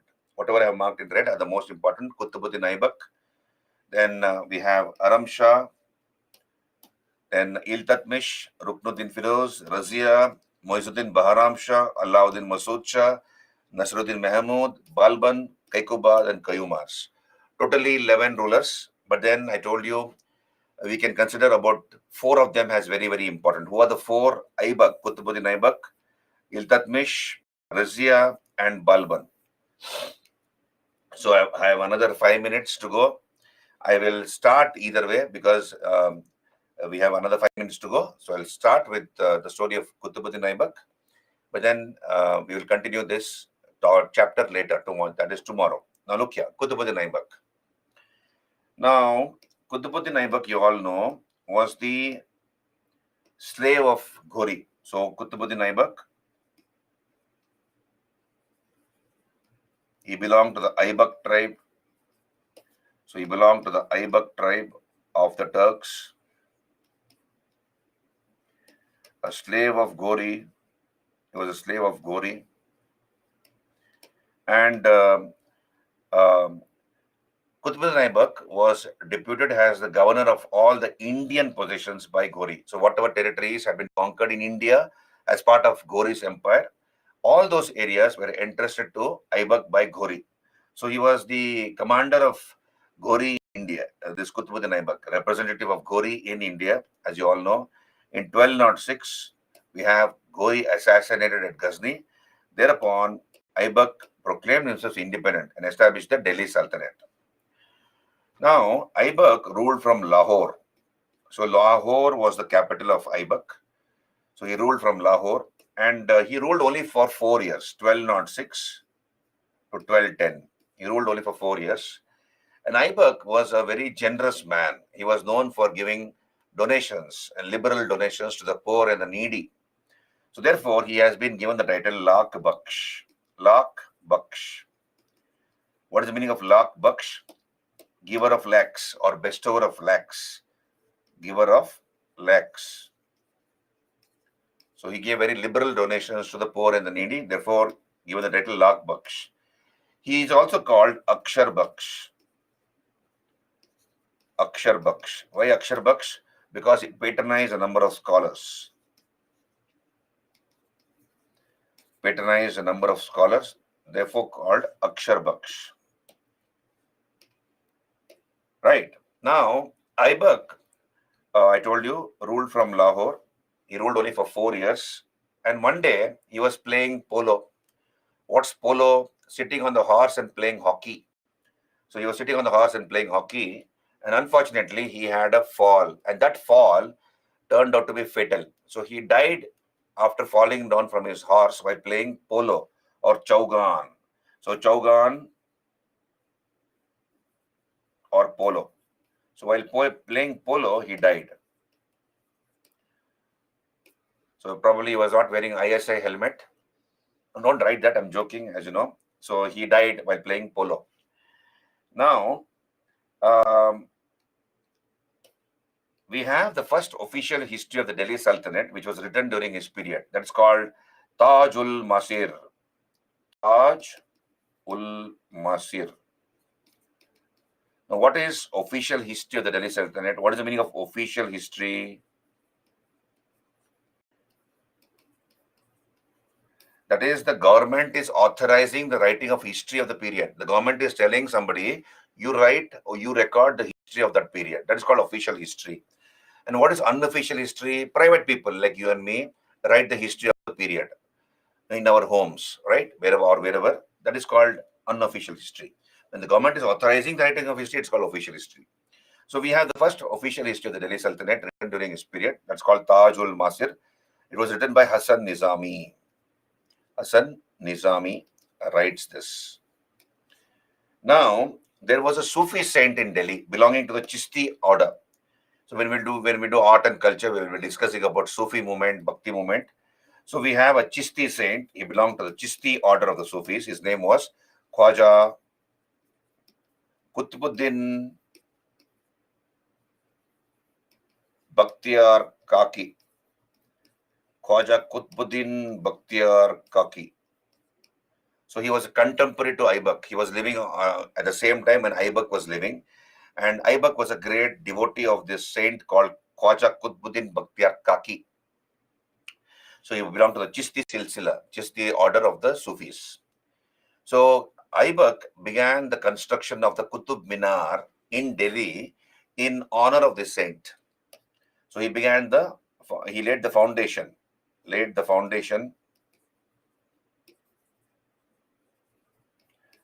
of the Qutub Minar at Delhi. This is in honor of this saint called Khwaja Qutbuddin Bakhtiyar Kaki. But unfortunately, we have seen this. Aibak had a fall and he died. So he could not complete this minar. What is a minar? Minar is a tower, as you know. So this tower or Qutub Minar was completed by his slave and successor and son-in-law. His name was Iltutmish or Altamish. So Iltutmish was the one who completed the Qutub Minar, which was begun by Aibak. So if there's a question asked, who built Qutub Minar? What should be the answer? Who built Qutub Minar? Yasmin Tajul Masir is the first official history of the Delhi Sultanate, written by Hasan Nizami. Harika says Aibak. Zeba says Aibak. Who built Qutub Minar? Dikshit says Iltutmish. Why Iltutmish Dikshit? Can you answer? Why? Jyoti also says Iltutmish. Why? Nandini says Iltutmish. Brajneet says Qutubuddin Aibak. Yeah, Karthik says Iltutmish finished it. Very good, Karthik. Karthik has answered the question. Whoever completes the monument, whoever has begun the construction, the credit doesn't go to him. Whoever completes the monument, the credit goes to him. The foundation was laid by Aibak, no doubt, but it was completed by Iltutmish. So the Qutub Minar was built by Iltutmish. So if the question is asked, who built Qutub Minar, the answer is Iltutmish, not Aibak. Aibak laid the foundation, right? So he laid the foundation of the Qutub Minar. It was completed by Iltutmish. And as you all know, the Qutub Minar is the tallest stone tower in India. It is the tallest stone tower in India, 73 meters in height. It is 73 meters in height. I think I have run out of time. We will continue this chapter tomorrow. Very interesting. Delhi Sultanate will go. There's a lot of masala and stories. I'll tell you later. So we'll come back tomorrow morning at 6 o'clock. You have a good day and a great day. We'll meet tomorrow. Thank you. Any doubts? We'll answer it tomorrow. Yeah, we'll talk about it. Swarnalata. Firuz Shah Tughlaq renovated it, repaired it, and added a fifth tower. We will talk about it tomorrow. Okay, so you have a good day and a safe day. We'll meet tomorrow. Thank you.